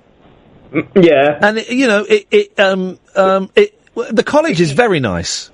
Yeah, that's the highlight. I didn't really see Bridgewater. I didn't see the town at all. I went in. I stopped off at a petrol station to get some snacks. You got away with it, and I got out of there. Yeah. But I like the college. Yeah. The college was really nice and lovely people there. Yeah. Well, yeah. So, I'm obviously from Somerset, and I'm at uni down in Brighton, and there's loads of London people sort of here. Yeah. And when I got here, they take the mick out of me, and I've noticed all these words that they've got in their vocabulary, like bear, prestige, what, bookie, but these are words that are used when they shouldn't be used. Bookie, yeah, bookie means it's like a hipster thing. It's like if something's a bit weird, if you think something's a bit strange but sort of cool, it could be bookie. Anyway, I started off by saying all these words as like to mock them. But then they slip in because you start doing it, and I go home and I start saying all this stuff, and everyone thinks I'm a blimmin' idiot. Yeah, which is probably true. Well, we do kind of. Here's another one, right? People who actually, and I've heard this, people who actually say "lol." I'm sometimes guilty of that. Oh, so you hear something funny instead of laughing out loud, you say "lol." Just laugh out loud. I don't do it seriously, but you will. It becomes ingrained. It's horrible. You will, my friend. You'll be doing it one day. Yeah, some of it's ridiculous. Like, but some of these words, it's like bear now means really. So something could be bare nice if it's really nice, and it's like, what's that mean? It's bare nice. I don't get it. Language is a weird thing, Elliot, and I like the way that it evolves. Well, maybe this. I think it's devolving now, though. What? Oh, really? I think we've reached the peak, and now it's going downwards. We've reached the peak. Hang on a minute. So the peak wasn't Shakespeare or any of the beautiful literature that we've had in the last few hundred years. It was what? The 90s. Is that it? The 90s was the peak, and ever since the millennium, it's all been downhill, baby. Social media was the end. Of good English. Yeah, well, no, you know what? I'm an old man, so I'm not supposed to like things like lol and stuff like that anyway. But I do. This is the beauty of it, is that it does evolve and it does change, and my kids already say words that I don't, that have different meanings to when I use, like gay, right? Gay now. Because gay has been through so many different meanings. It used to mean happy, then it meant homosexual, and now it means rubbish. And I don't, but I don't necessarily, I don't think that when young people are saying, "Oh, you're so gay," to mean, or to mean rubbish, I don't think they're equating it with homosexuality. I think it's just, it's a different, it has a completely different meaning to them. They're not associating homosexuality with being rubbish. It's just gay. Gay means rubbish. Bit gay, isn't it? Yeah. It's a bit gay. It's a bit rubbish. Yeah. But that's the beauty of the language, I suppose. We'll see where it goes. Yeah, let's see where it goes. I just think 20 years from now, I know that's like that with everything, but I think it could be awful. We might all speak in like tech speak, like actually. Mate, you haven't. What are you? 23, 24? 20. There we go. Beautiful, right? You honestly, the changes I've seen when I was 20. We didn't have, I'm just thinking, no, we didn't have mobile phones. When I was 20, we didn't have, 23 years ago, we didn't have mobile phones.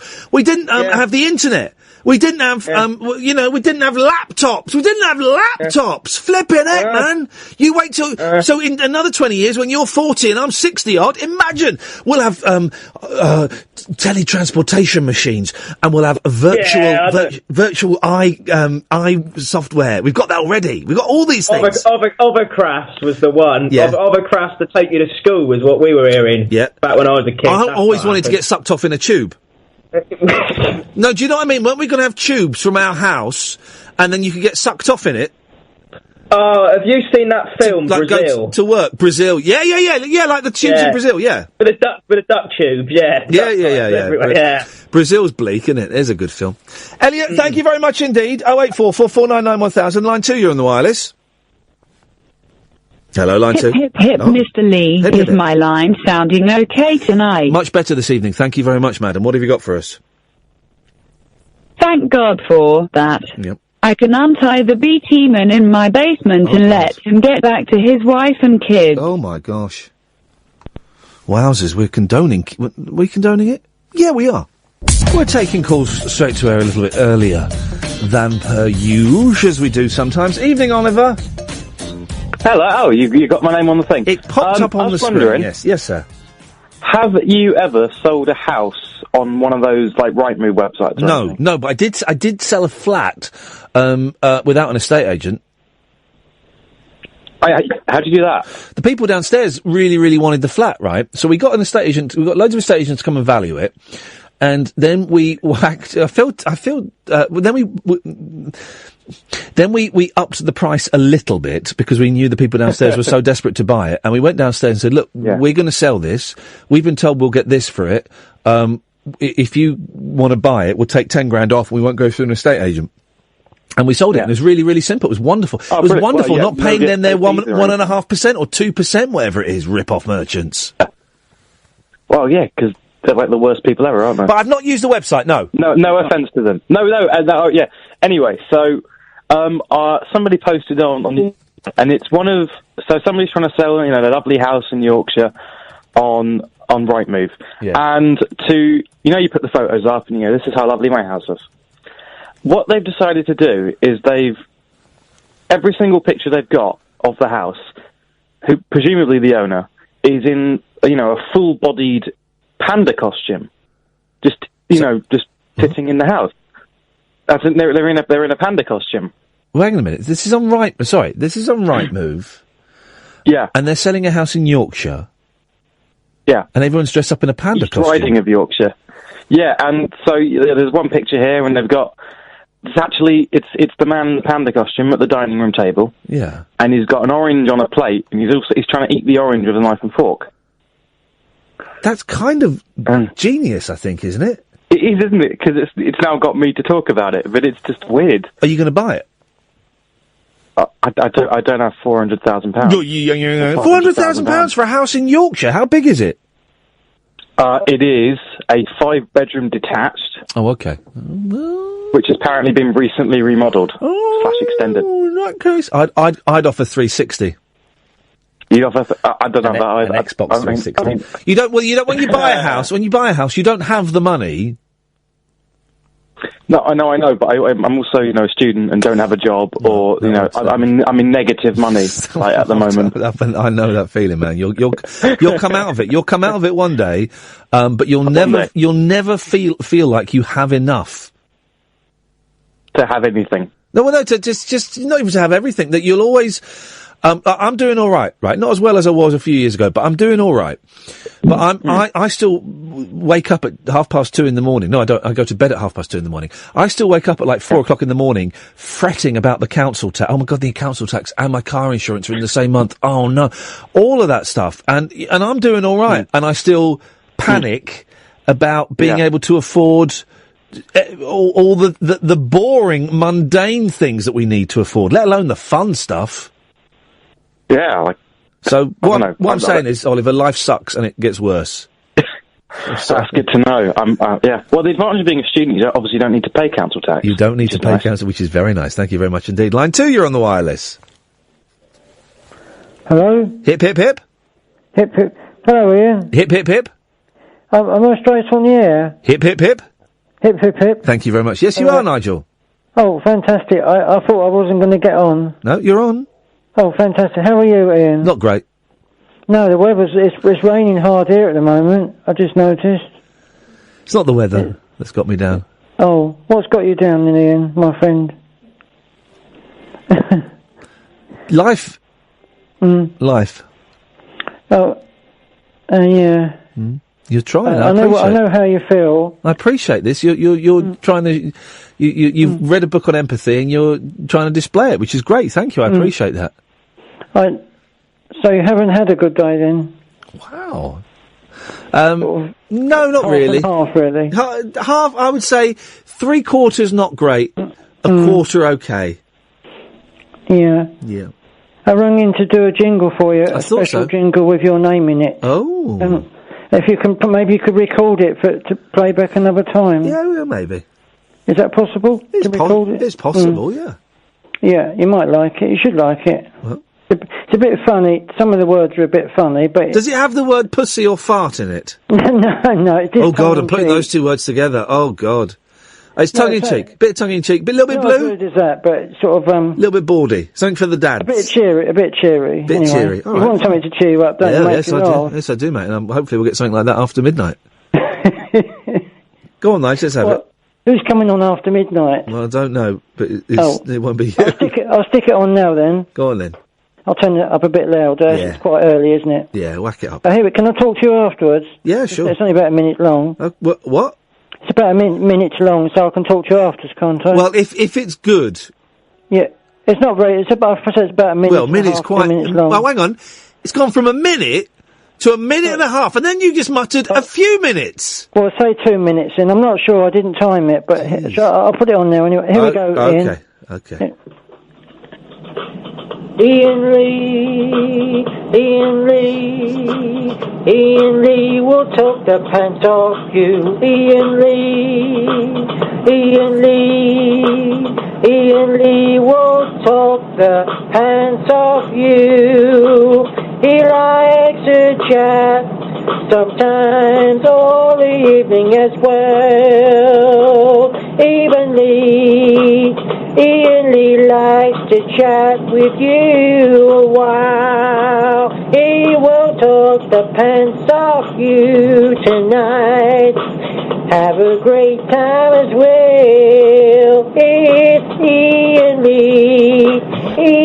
Lee on the show tonight.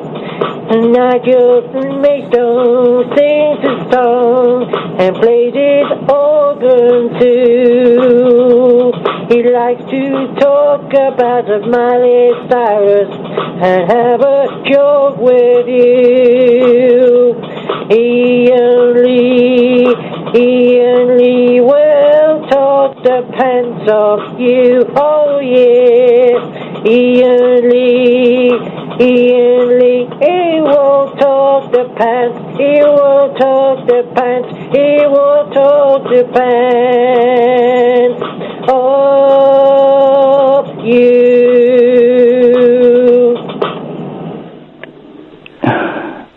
Hello?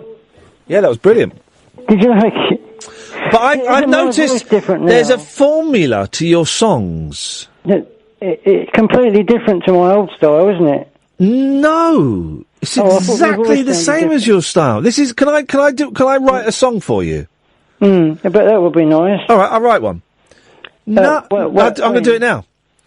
Nigel, whoa, Nigel from Maidstone. He will write a song, he will play a song on a cassette for you. I'm talking about Nigel, Nigel from Maidstone. He will sing a song, it'll go on too long, and he'll play it on a radio. He's playing songs songs like that for me. He played songs like that for Mike Mendoza too. He did songs like that for James. Well, he's been doing the songs for over 20 years. Oh, Nigel from Maidstone will sing a song for you. He won't do it live. He'll do it on a cassette. I'm singing Nigel from Maidstone. He's looking at Miley Cyrus, her pictures while touching himself. Whoa, whoa, it's Nigel. Sex crime on the radio. It used to be about Lindsay Lohan. Now it's Miley Cyrus. Whoa. That is difficult to do, isn't it? No. Well, I'll tell you what, for some people it would be. It's only people like you and me that could really do it properly. Talent. Real talent. It's because we've been at it a long time. Steady. you must be tired.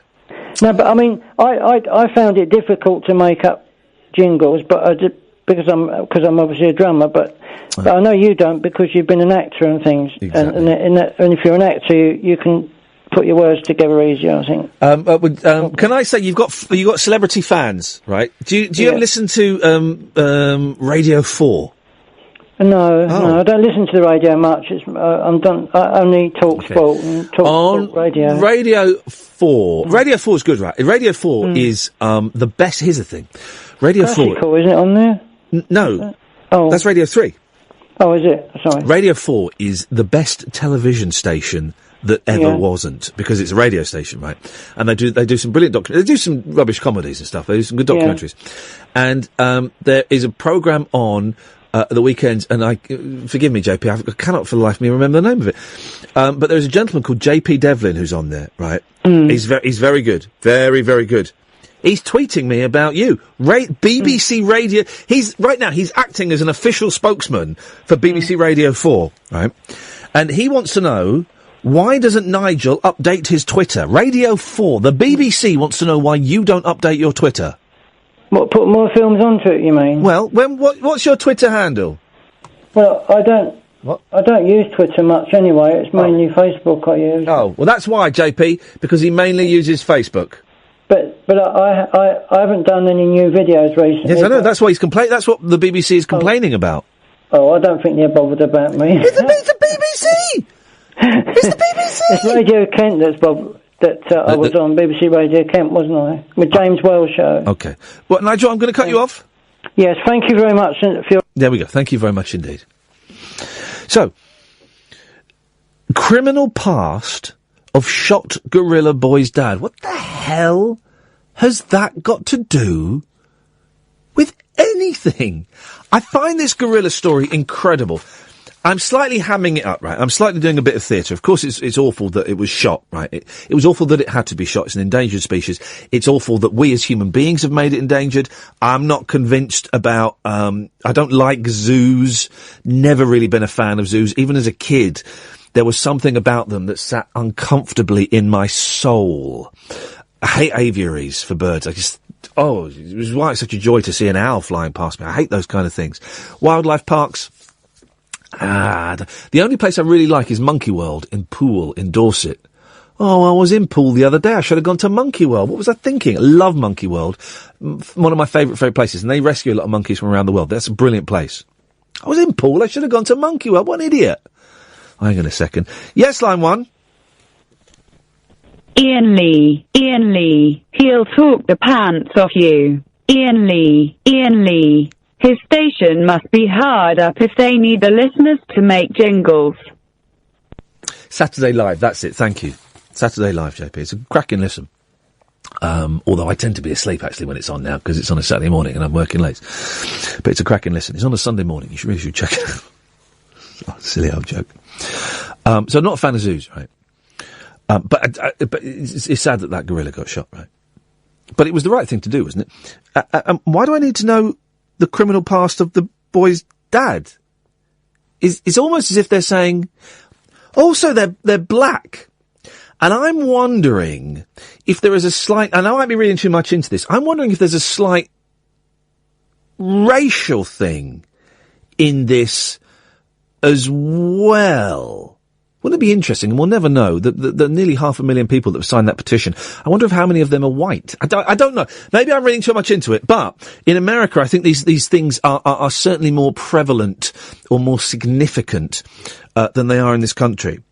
And I do wonder if there's a slight racist, much in the same way as, it was interesting, I was hearing a thing again on Radio 4, I think, actually, well, they talk about class. So they were talking about class, and class is still prevalent in this country. And the guy said, well, it's not, you don't really get class in America. It's more, things are more divided, racially, you know, in the same way that we would use class. I tell you what, we're coming up to a break. I want to read this to you, right? Because honestly, it's got me scratching my head completely. The mum, remember, I'm not sure if the dad was there. The mum has been through one of the most traumatic events in her life, right? She's seen her son falling into a gorilla pit and be dragged through some water by a gorilla, which has then kind of held on to it for 15 minutes, right? And there's a petition to get her arrested, and she's getting death threats. And now we know the history of her partner. What the hell has that got to do with any of this story whatsoever? Talk Radio. All right, the last hour of the show is approaching. We'll carry on taking calls straight to hour. We'll finish reading this story. Other things we're talking about, obscure cover versions, words that you hate saying. The best city in the world, it's Tokyo. There we go. There's a spoiler. And anything else you fancy, really. 0844 499 1000 is the telephone number if you want to give us a call. You're more than welcome to. Hold off calling for a few minutes, though. Wait until we get back from the news, okay? Because no one's going to answer it until... I know it's unusual for a phone-in show saying don't call, but don't call. Late night, Iain Lee on Talk Radio. We have ways of making you talk. Hold the ball steady and jump in one at a time. Hold the ball steady and jump in one at a time. One at a time, one at a time. Well, I'm not the kind to kiss and tell, but I've been seen with fire up. I've never been with anything less than a 9. So fine, I've been on fire with Sally Field, gone past with a girl named Bo, but somehow they just don't end up as mine. It's a death-defying life I lead. I take my chances. I die for living in the movies and TV. But the hardest thing I ever do is watch my leading ladies kiss some other guy while I'm bandaging my knee. I might fall from a tall building, I might roll a brand new car, 'cause I'm the unknown stuntman that made Redford such a star.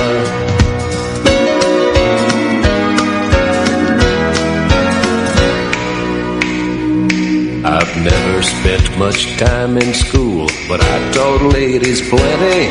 It's true, I hire my body out for pay. Hey, hey, I've gotten burned over Cheryl Teague's, blown up for Raquel Welch. But when I wind up in the hay, it's only hay. Hey, hey, I might jump an open drawbridge or Tarzan from a vine, 'cause I'm the unknown stuntman that makes Eastwood look so fine.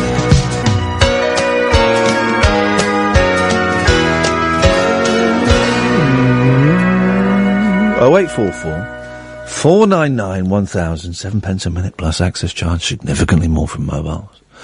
For the last hour of the show, hello Periscopers, by the way. I've been very busy on the Periscope. If you want to have a rule, I only give out 2 ways of contact. I try to stick to it. I don't always stick to it. So it's a flaccid rule, where I give out 2 ways to contact the show, maximum.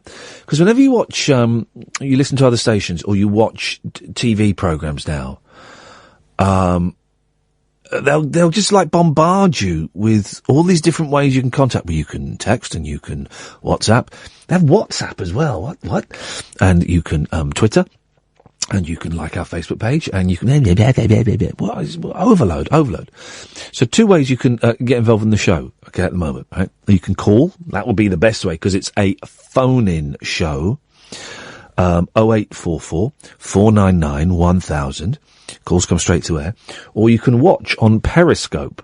What's that? It's this kind of handy, neat little thing where I'm streaming video from my phone down the wire of the internet and online, and you can watch it if you go to periscope.tv/Iain Lee, IAIN LEE. So this gorilla story, I'm gonna do this. You can butt in at any point and talk about anything you want as well. That's another thing. And this I was gonna say in this last hour, but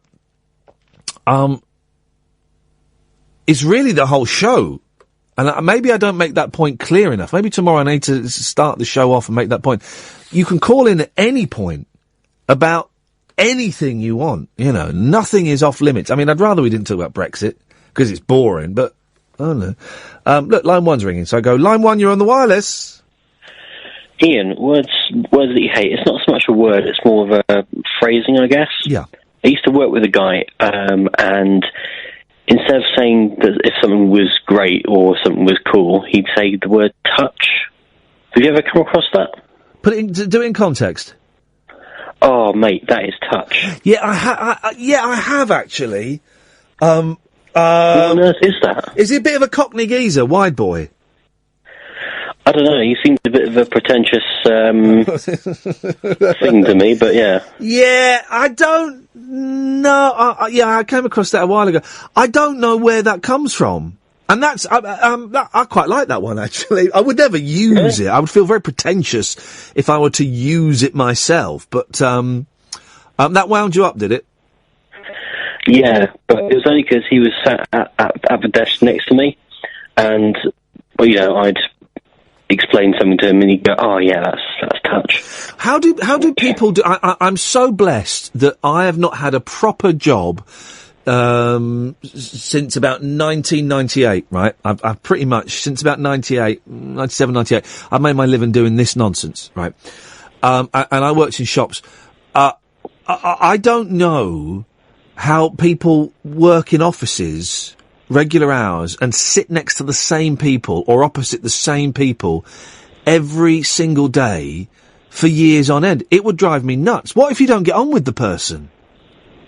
It drives me nuts. I had to actually ask to be sat somewhere else in the office to avoid that guy. Did you really? I did. So was there a day when you had to come in and like pick up all your stuff and he was going, "Hey mate, what's going on? That's not touch." I made it out to be that I'd been moved closer to some other people that I worked with, just to try and save his feelings, but I couldn't stand the guy. Oh, mate, it was awful. That's brilliant. Iain, yeah, I gotta say, I'm so jealous that you get to do something that you love day in, day out. Or that at least it comes across that you love it. Yeah, no, I do love it. I love it. I love radio. Yeah, thank you. I appreciate that. I'm blessed. And I know I'm blessed, which is why, I'm worried that I come across as a bit whingy sometimes, when actually, I've got the dream job. I've got my dream job. But, yeah, thank you. I take it you don't dig yours then? Your job isn't touch? No, it really isn't touch. I actually quit my job yesterday. I handed in my notice because I've just got so fed up with it. Wow. I'm sorry it was making you miserable. Hey, no. It's cool. Honestly, how are you feeling? Well, I suffer from depression and all that stuff, so this job was making me utterly miserable. Yeah. To the point where, you just you wake up in the morning and you think, I can't do this. Yeah. But, actually, now that I've handed in my notice, I know that the end is in sight. It feels like a huge weight has been lifted. Brilliant. Well done. And, I'm looking to find a job that I will enjoy doing. What do you want to do? What do you want to do when you grow up? What do you want to be? What would the dream gig be? Well, when I was at uni, I did student radio, and I'd love to be a radio presenter, but that's more of a dream. I think really, I'd love to work with. This is going to sound ridiculous, but I'd love to work with small businesses, helping them get to grips with all the nonsense that they have to deal with and allow business owners to get on and focus on what they want to do. Two things, I take right? care of all the boring stuff. Right, I honestly think that anyone can be in radio, right? Because I did it, and I'm an ordinary bloke, right? I grew up on a council estate. I'm an ordinary bloke, and I have got this fantastic job, working on the radio. Okay, and there's a lot of luck in it. And but I genuinely think that anyone can do it. Anyone can do it. So hold on to that dream. But the other job, that sounds practical as well, and it sounds good. And if that's going to make you happy, man, then grab it by the scruff of the neck and ride it ragged. Sounds like a plan. I wish you the best of luck. Keep in touch and let us know how you go. Thank you, Ian. All right, take care, mate. Nice one, man. Take care. Thank you. Line 2, you're on the wireless. Hey, Ian. Hello, line 2. Hello, mate. It's Dave. Hello, Dave. Hello. I've only just tuned in, but I hear you're looking for obscure cover versions. Yes, please. Peggy Lee, Sitting on the Dock of the Bay. Oh, you are. Hang on. We've got to have some of this. Hang on. Do you know this? I know, but no, I don't. Sitting. Here it goes. You're in for a treat. You're about to have Peggy your Lee, of course, did. Is that all there is? Which is a great one. Here we go. Peggy Lee, Sitting on the Dock of the Bay. Come on. Yeah.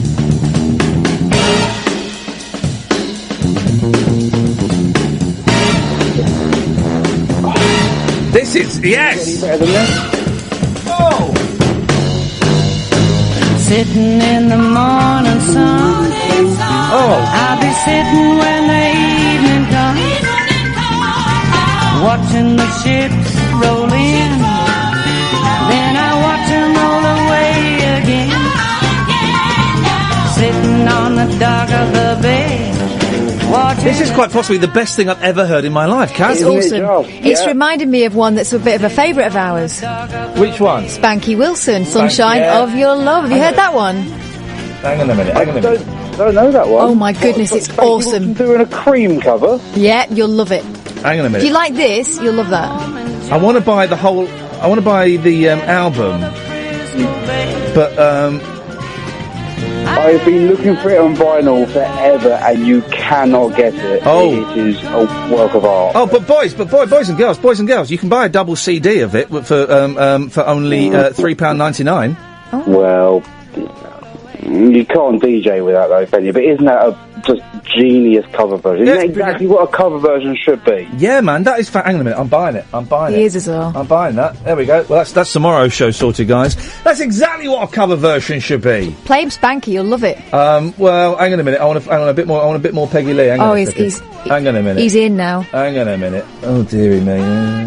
Thank you for that, Dave. We'll have a bit more in a second. I can see the phones are going. Line 1, you're on the wireless.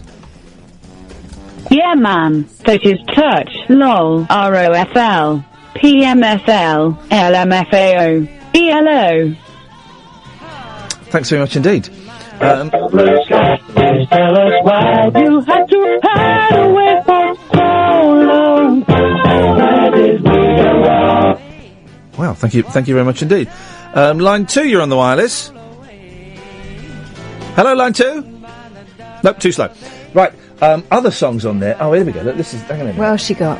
Hang on a minute. This is.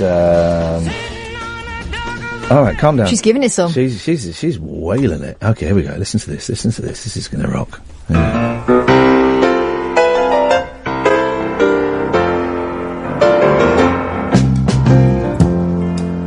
Looking out on the morning rain. You know this one? Yeah, of course I do. Come on. I used to feel so uninspired. I've just found my favourite new album. And when I knew I had to face another day, Lord, it made me feel so tired. Here we go. Before the day I met you, life was so unkind. You're the key to my peace of mind. 'Cause you make me feel, you make me feel like a natural woman. It was. This is from 1969, right? And there was a lot of the crooners. I would kind of lazily class her as a crooner. Yeah. A lot of the crooners were trying to get hip and trying to get with it and stuff, right? And there is a brilliant. Here we go. Listen to this. This is actually brilliant. Tony Bennett.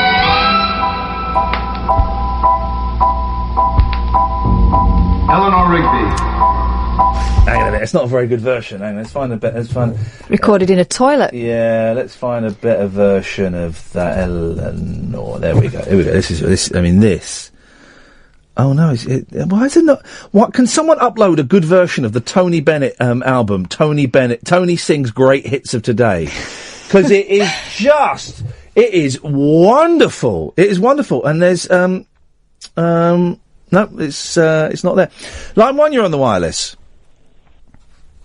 Hello, Ian. Hannah here. Hello, Hannah. Ian here. Kath there. When I was little, my dad always used to say, "Get that into your noggin." Oh, what was it? What was he offering? Well, it's a northern word. Have you never heard of it? I've heard of noggin. But isn't there noggin the nog? Yeah. I've never heard of that. Noggin the nog is like a really rubbish. Well, you say that. My parents give that to my kids every time they go over to sleep, and they love it. What, watching Noggin the Nog? Noggin the Nog, yeah. It's about a Viking, isn't it? I think it's the same. It's the same man who did Ivor the Engine, isn't it? Yeah. Yeah. I mean, it's slow by our standards, but the kids love it. Yeah. Well, I like. Well, okay. Here we can do this. This is kind of cute, and we can do kind of cute stuff. Things your parents would say when it was bedtime.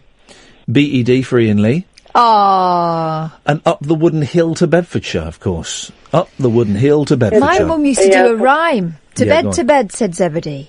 Stay a while, said Mo. Put on the pan, said Greedy Dan. We'll sup before we go. Oh. What the hell does that mean?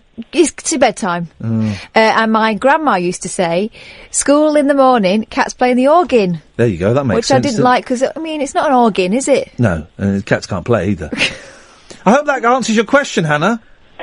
Well, kind of. Get that in your noggin. Get that in your noggin. Thank you very much indeed. Line 2, you're on the wireless. Hello? Oh my God, it's a person. Hello. Hi. Hiya. You alright? Yeah, fine, thanks. You're on the air. What you got for us? I didn't know it was this kind of thing. Hiya. Hello. How's your day been? It's not been brilliant, to be honest. Oh, Well, try speaking one at a time. Oh, right, Nina, you shut up. Yeah, that's it. Well done. Well done. That told her. Let me guess. Someone on Periscope told you to call us. Yeah. I know someone in Periscope rang us and added us into a call with you. Yeah. Yeah. What's their Periscope name? Because I'll get that account blocked as well. I don't know. It began with an M. It began with an M. Well, that narrows it down. Yeah, and it wasn't like a name or anything. It was like, I think it was like M and then some numbers. I'm not sure. Okay. What's been happening? No, nothing. It's the 21st century. My name's Iain Lee. Hi. Hi, Ian. Hiya. Who are you? I'm Connor. Hello, Connor. And I'm Nina. Nina? Yeah. Her name was Nina from Argentina. It's the 21st century equivalent of a prank phone call. So you're live on the radio, but we didn't ask you to call us live on the radio. But you're on, and you're very, very welcome, and I'm very happy to speak to you. What have you been up to today? Drinking. Yeah, what did we do today? Drinking? It's a Wednesday. Have you not got jobs to go to tomorrow? At the weekend. Hang on, what? Are you students? No, Connor's a bartender and I'm a dance teacher. We work at weekends. Hey, hang on a second. I'm not interested in the bartender. Dance teacher. What dance do you teach? Ballet, tap, modern, jazz and street. Beautiful. Why do you only work at the weekends? Well, does no one want to learn to dance in the week? Saturday schools. It's kids, isn't it? Yeah. But I'm still trying to work out why you don't do anything in the week. How do you sustain yourself with just Saturday school? We tell ourselves. We don't really. Oh, blimey. I bet Connor does. I bet Connor gets a few quid every now and then, doesn't he? Honestly, you have no idea I'd be getting that coin. So what do you do, Connor? I work in a bar. Oh, you did say that. Okay. And how's bar life going these days?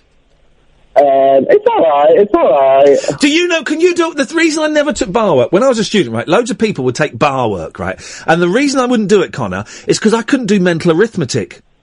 You couldn't do what? Mental arithmetic? Yeah, so there's I have 2 pints, and I'll have, gin and tonic, 1 single, 1 double, and, It's not a till bar, you just add it onto the till. Oh, for crying out loud. Is that things you kids don't know? You're born, back in my day, we would have had to have done it in our head. The till just adds it all up to you, and then... Yeah. Tells you the price. And do you know how to make all the drinks? Because my mum, right, here we go. If I were to come into your bar with my mum, right, she has a real old woman's drink, and if ever there's a young person behind the bar, I think, oh God, they're not going to know how to do this, and they don't. Could I please get a port and lemon? Is that just port and lemonade, or am I way off there? It's port and lemonade, he's bang on. He's bang on there. But how much port would you put in? Just not a single measurement. He's good. This guy He's not is playing good. games. This guy is good. Connor, Right. well, have one yourself. Here's another question. Go on then, Kath. How do you decide who you're going to I feel like I'm getting trolled here. You are, Right. you are. In many ways you You've are. got a bar full, right? Everyone is just lining you about 3 deep. Who'd you serve first? Who'd you serve first? Is it the girl who's leaning over, showing you her £5 note and her bosoms? I'm not convinced Connor would be that... She goes round. Connor wouldn't be impressed by that. I'm picking up the Right. vibe. What about, so how do you do it? Because my husband used to be a bartender, and he says that there is a system, right? You've got to just keep your eye on, you sort of divide the bar up between you lot, and then you work out who's been there longest, and that's the way you work. Or do you do favours for the hot ones?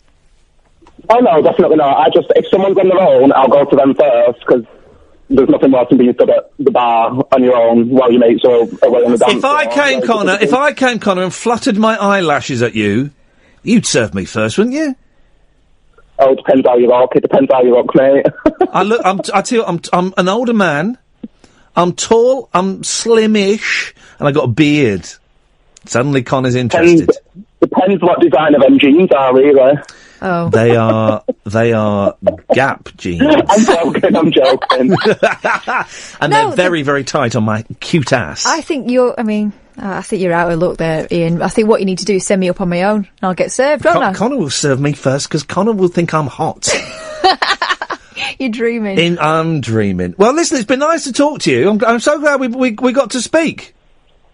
Yeah, same. I don't know how it's come about. No, I don't know how it's come about. But A little bit of mischief is how it's come about. I'm really grateful it's come about. We've had a nice chat. If you ever want to listen, we're on talkradio.co.uk. I'm on every Monday to Friday from 10 o'clock at night. You're always welcome, the both of you. Oh, that's brilliant news. Hey, you can watch me on Periscope as well if you want. Oh, what's Periscope? We'll follow you now. Iain Lee, IAIN LEE. Is that it? That's it. Yes, that's it. Go on there now. Go in there now. And then you can see whether you'd serve him first. We'll skip that. We've missed a break. Add it all onto this next one. But if there's 2 trails, drop a trail. Go on there and You'll see us. Type a message. Go on. Oh, for crying out loud. I typed in IANLEE. No. IAIN. Oh, IAINLEE. That's it. Go in there and say it. Go in there. Oh, fancy, you're verified. Yeah, I'm You might recognise him. He won't. Oh, I can see you. Oh my God! Hello! Oh, it's not Getty instead of Hey. Hello, Getty! Spaghetti Conan! And that's as exciting as it gets, guys. Nice to talk to you. Thanks for being such good sports. Ta-ta! Bye. Bye-bye. There we go. That worked out beautifully. Thank you for that. Let's go to line 1. You're on the wireless. No.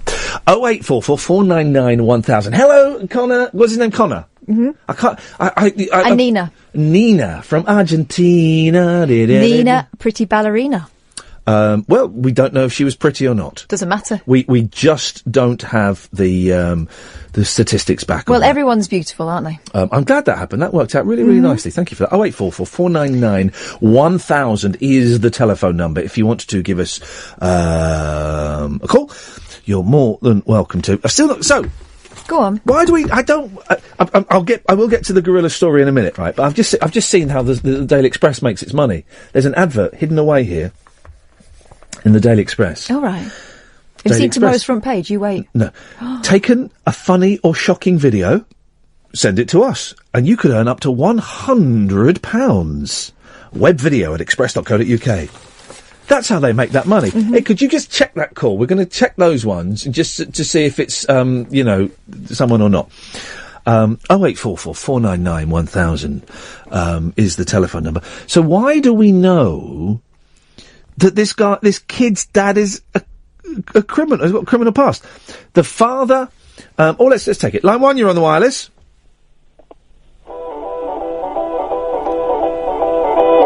Here we go. It's Kiss. Hasty Dixie, isn't it? Detroit Rock City.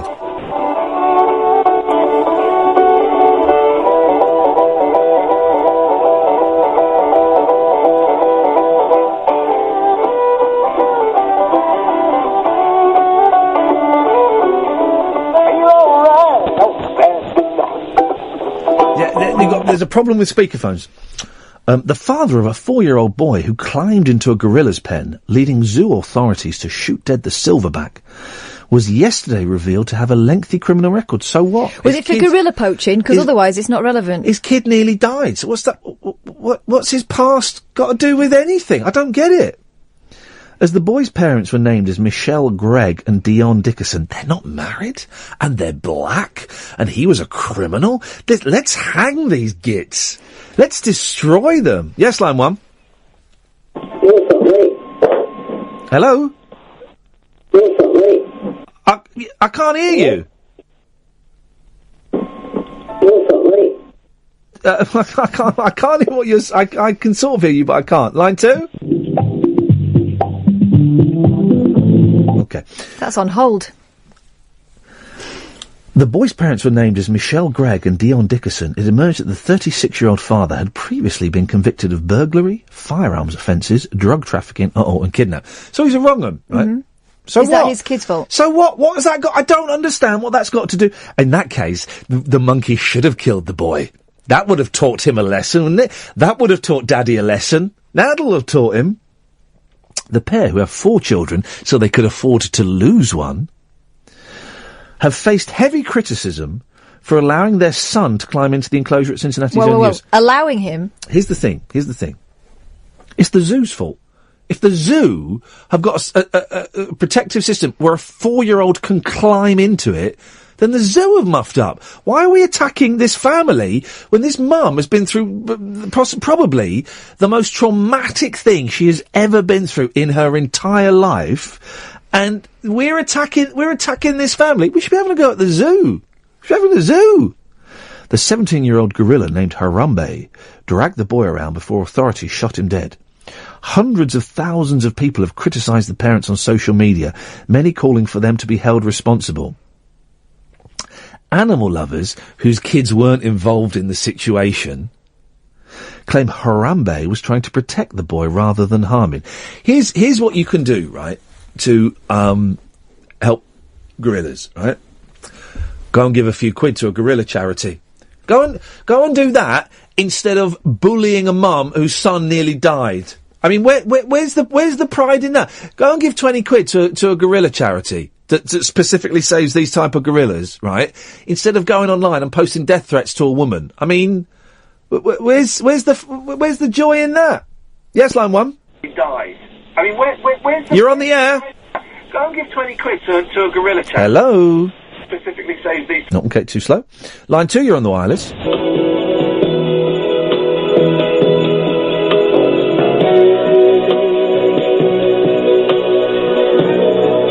Well, it's John Lennon, isn't it? Maybe not. I thought it was Jealous Guy, but maybe it's not.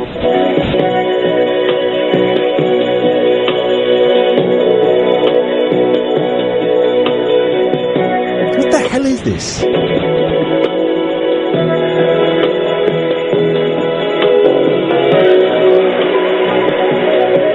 I don't know what it was, but it took a long time to not get there.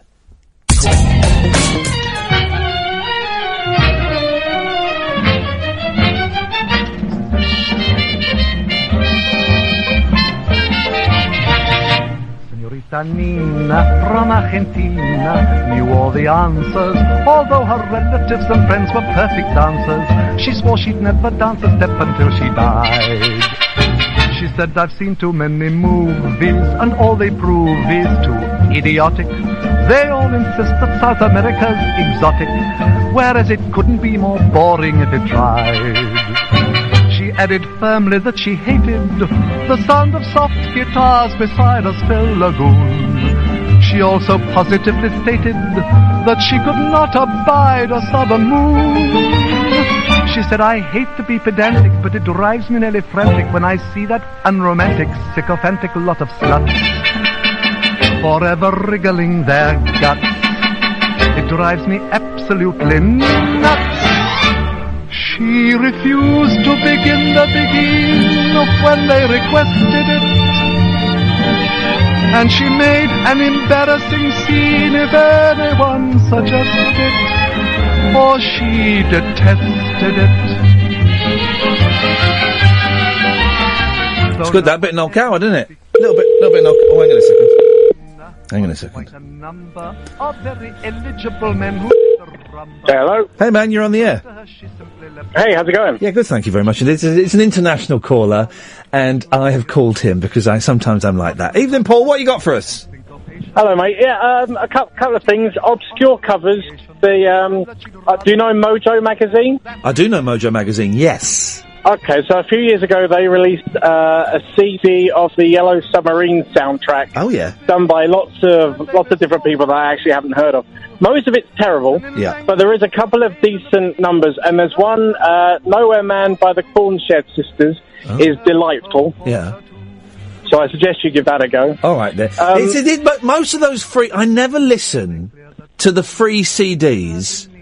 Let me rephrase that. Very rarely do I listen to the free CDs on the front of magazines, because usually they're rubbish. Oh, I agree with you. I heard it on a radio station, this one song, and I found out what CD it was on, and my wife found it on eBay or something. Yeah. So we did end up paying for it. You can't buy that one in the shops, but I recommend that song. That's good. Who are they? What are they called? The Cornshed Sisters. Hang on a minute. I think we've got it here. Have a listen to this. Here we go.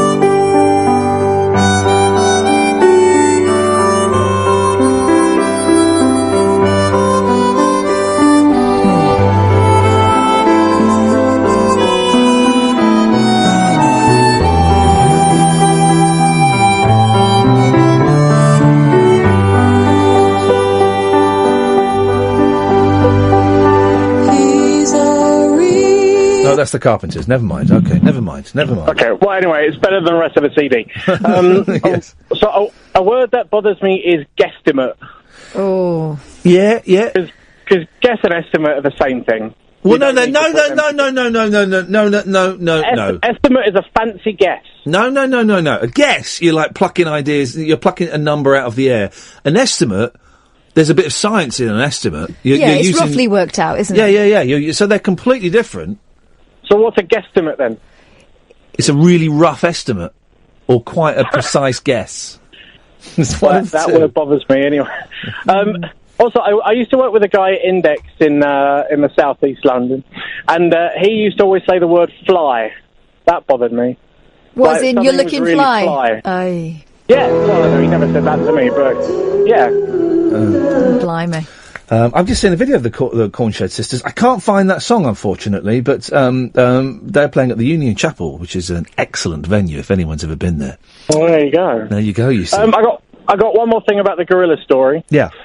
The story that I heard was that the boy had his hand in his mum's pocket. She went to take a photo, and it was literally 5 seconds later he was in the thing. So, I mean, it's not as if they just let him wander off and stood and did nothing while he ran amok. And that story you read out, Ian, said she allowed him to do it. That's almost like giving him a flipping, leg up over the fence. She didn't allow him to, did she? No, it's the whole thing. I think she's been really harshly treated. I can't understand why we're demonising this woman. Part of me thinks it's because she's black, and in America that is still a significant reason to dislike some people. By some Americans, not by all, of course, but by some. And it's the animal rights lobby. It's the animal rights lobby that put an animal's life over a human's life. And no, that's not the way it works, I'm afraid. And also, it's that same thing as well. I kind of tie it in with the people that are no platforming people like Peter Tatchell and Jermaine Greer. It's just people. It's just arseholes shouting loudly. That's what it is. That's all it is. Well, here's the thing on race in North America. Yeah. And what I've noticed since living here is people here are very, very aware of what their skin colour is. Right. So people from like Eastern Asia will always identify themselves as brown, and they live a brown way of life and that kind of thing. And that's something that's way different here than it is in England. So maybe that's something what's happening in, I don't know. Well, we talked about it. We talked about it earlier on, and the conversation was that class plays more of a part here than that, and then over there the differentiation is between your background in terms of race. Yeah, I think that's 100% what it is. Paul, nice to talk to you. I'm glad we got through to you in the end. Line 1, you're on the wireless. In North America. Hello, you're on the air. Yeah, what? Yes. What? I can't hear what you're saying. Right? Yes. Are you in the same? Yes. Are you in the same room as your telephone? Sorry. Yeah. Yes. Okay. Thank you. I can't hear what you're saying. Line 2, you're on the wireless. I think there's only one way to sort this gorilla nonsense. Give the gorilla a gun and drop it into a human pen. That would sort it out. Line 1, you're on the wireless. Iain Lee. Yes. Long time listener, third time caller. Third time caller. Well done. Beautiful. We'll have that. We'll have that definitely. Yes. Thank you very much. What you got for us, boss? Iain, tell me, please, your favourite guitarist and why. Right, my knee-jerk reaction was to say Pete Townsend, because I've always got a soft spot for Townsend. I don't think he's the best guitarist. I think he's probably the best rhythm guitarist. I don't think he's the best lead guitarist. But I like all the windmills. I like the windmills and I like the smashing ups. I like the theatrics of Townsend. But, best guitarist, my second thought, and the one I'm going to play, Stephen Stills. Oh. As in Crosby, Stills and Nash. Crosby, Stills, Nash and Young. Stills, Young, Stills, and the Buffalo Springfield. Yeah, he's brilliant. He's brilliant. Better than Buckingham? Oh, yeah, a million times better than Buckingham. Yeah, a million times better than Buckingham.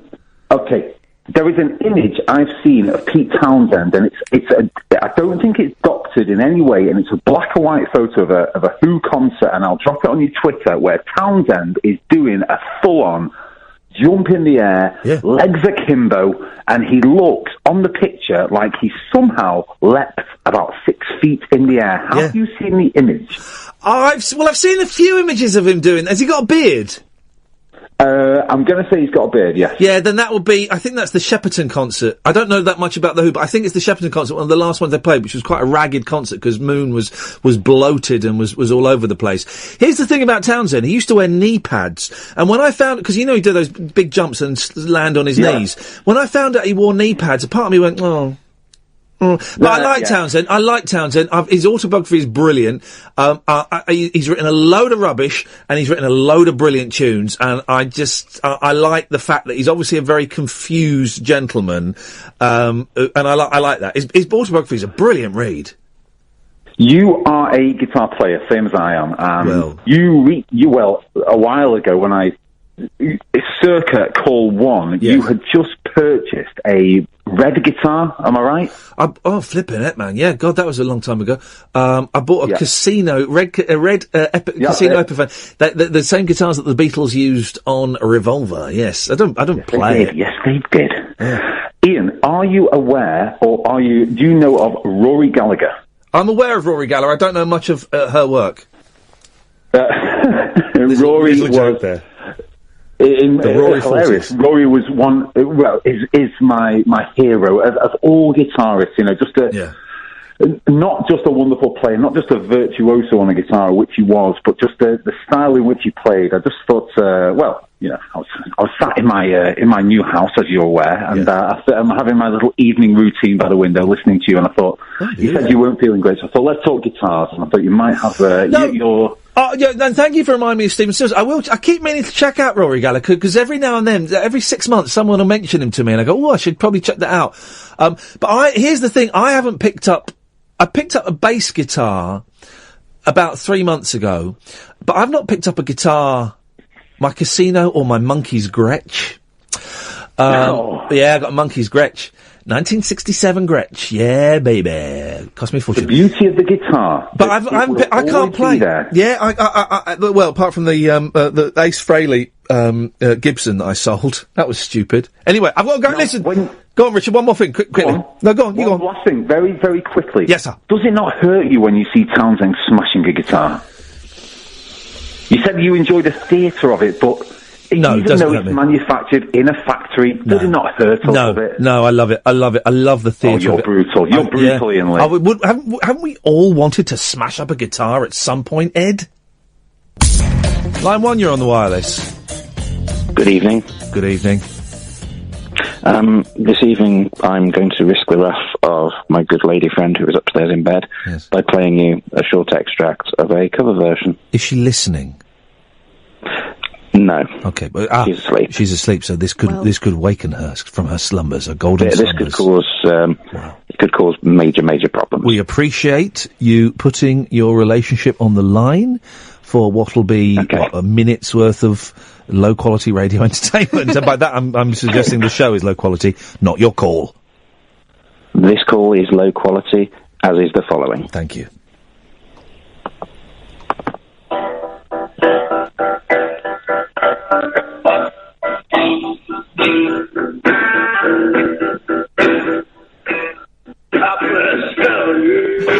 Oh, flipping heck.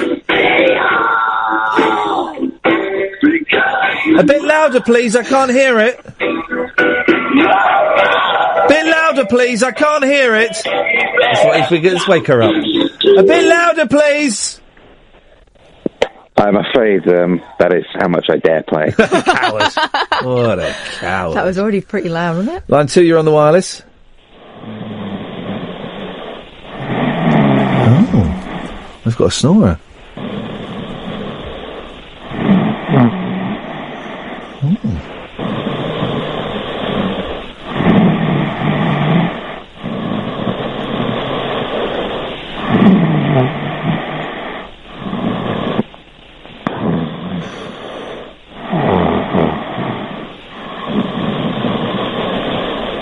This is Talk Radio. You can download the app, the Talk Radio app on your iPhones or your Android phones. Shh, quiet, don't disturb them. And you can listen that way. Don't forget we have a daily podcast. Go to iTunes or your usual podcast provider. Type in Iain Lee. And find it there. It's quite soothing, isn't it? It's very soothing. Although, I would definitely have given him a jab before now. Yeah, let's give him a little jab to the ribs. Line 1, you're on the wireless. Oh, you're too slow. You're too slow. You're too slow for me. Hang on, there's a call. Line 1, you're on the wireless.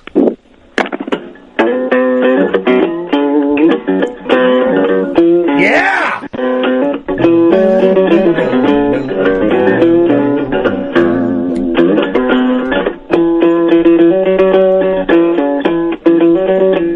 Yeah! One thing the blues ain't is funny.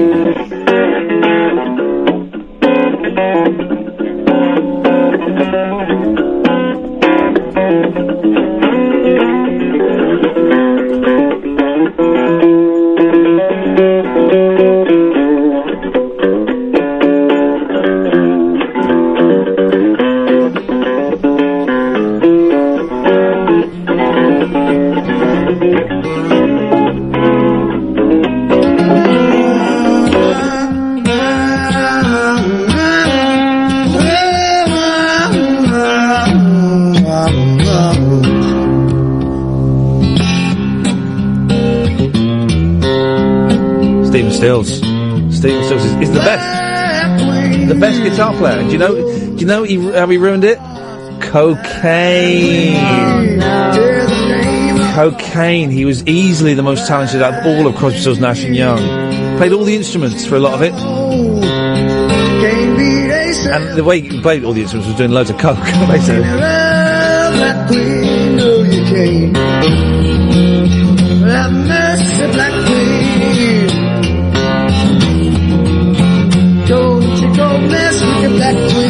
Oh man, love it. Love me a little bit of Stephen Stills. There we go. Line 2, you're on the wireless. We ruined it. Cocaine. I don't quite understand what's going on there, but it's certainly going on. I had to pick up a dead rat today. Well, you mean you had to? Was a gun to your head? Or? No, that was in the garden. It's been in the garden for 3 days. Obviously, no one else was going to clear the dead rat away, so I had to go and clear the dead rat away. Tail? No. 2 bits of cardboard held at arm's length like that. Where'd you put it? Oh, in the bin. Bin men were coming. Bin men were coming. So I knew I just put the bins out because the bin men were coming. They were supposed to come yesterday, but they came today. I saw them, so I put it in there. It's gone. Didn't you tell me there was a dead rat in your garden like yesterday? Yeah, and that's the one I've cleared up. It's been there. Yeah, that makes perfect sense with the story I've just told. Yeah, no, I just wondered why you left it. 3 days because I thought someone else would clear it. I don't want to clear it up. Bloody dead rat. What's a cat for? Well, cat doesn't go out anymore. And I don't want the dog getting involved with the dead rat. Oh, no. It'll get all kinds of diseases. Its neck had snapped. I don't know if that had been before or after. Rats in the garden, what am I going to do? Yes, line 1. Hello? Yeah, hello? What's up, mate? What? Hello? Hello? John. John who? John. Right, well, I know you... Yes, I know you're a recording, but you're a really low-quality recording. Yeah, you're a very low-quality recording. I can't understand what you're saying, soundboard man. Yes. You need to get it close. Listen to me. I want to work with you. I like what you're doing, right, but we can't hear it. So what you need to do is you need to get whatever the audio is coming from, the computer or iPad, whatever, you need to get it louder. You need to, yeah, well done, that's good. You need to get it closer to the telephone, and the phone can't be on, the phone doesn't need to be on speakerphone. Is that okay? Yeah. You gonna try again tomorrow? Yeah. Good lad. Bye-bye. Oh. I like it. It'll work. I like that.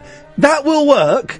Just a few technicals. Sometimes, if you're not sure about the audio, it might be worth. I'm really happy for you to like stuff like that. Try it out on a mate first, or Paul Ross, and try it out on a mate first and see if they can hear it. Speakerphone. Honestly, you think you need to be on speaker? Well, I suppose you do if you're responding to it. From you.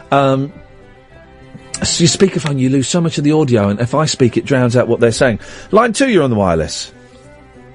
It's a sad life being a robot lady. I can't take cocaine and be a rock star. Best I can do is get a free U2 album on iTunes. 08444991000. So, British revellers. This phrase, British revellers. Jeez. Do they mean...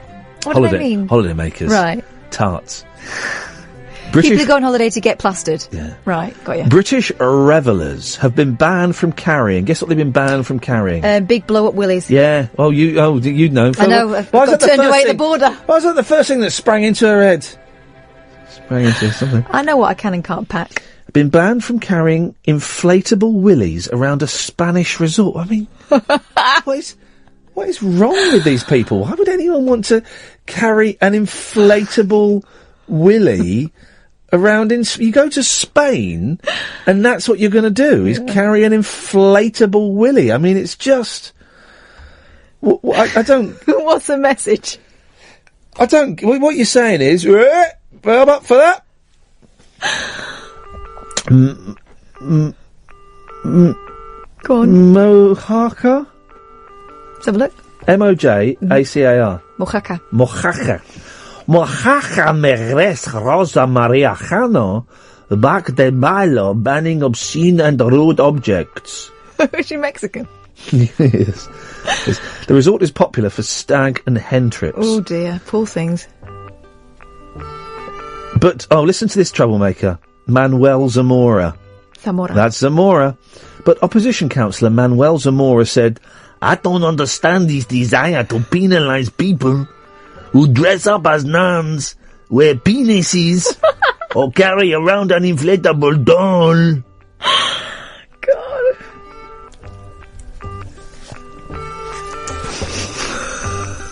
Actually, he sounds like a fun guy. Doesn't he? He doesn't understand why you want to penalise these people. I know. I mean, of all the words, you could have used Manuel Zamora. No one wants to be penalised on their stag or hen. But imagine, it's funny, isn't it? You walk around carrying an inflatable penis. Imagine if you walked around carrying an inflatable vagina. Yeah, imagine. I mean, make a good hat. If it rained. Like a sou'wester, isn't it? It's very similar, actually. The vagina is very similar. In fact, I bet I'm going to do some research tomorrow. I bet the sou'wester was modelled on a vagina. On a vajayjay. Yeah. Yeah, why not? Why not? Well, you look at all of the great erections, they're based on penises, aren't they? Everything's phallic. The pyramids, the Eiffel Tower, the Shard. The Shard, well... that's- Shard needs to go to the doctor. Yeah, exactly. Flipping it. You want to get that sorted out. They can snap. The Empire State It's called Building... Peyronie's disease, isn't it? Roberto Peroni's disease. Called Peyronie's disease. I thought that was if just you've being got a wonky one. Right, oh, blimey. Well, that explains it. I thought that's if you just went and spoke to loads of internet forums without your boss's knowledge. Anyway. The Empire State Building. And there aren't any great monuments to the vagina. Apart from the Cheddar Southwester. Gorge. Really doesn't bear thinking about, does it? Really doesn't bear thinking about at all. Natural, though, of course, those. Yeah, of course. Well, do you know what? That's probably... That'll do, I think. On that bombshell, we'll end it there, shall we? That's it, dear listener. Back tomorrow at 10 o'clock. Hole. Thanks very much. Night.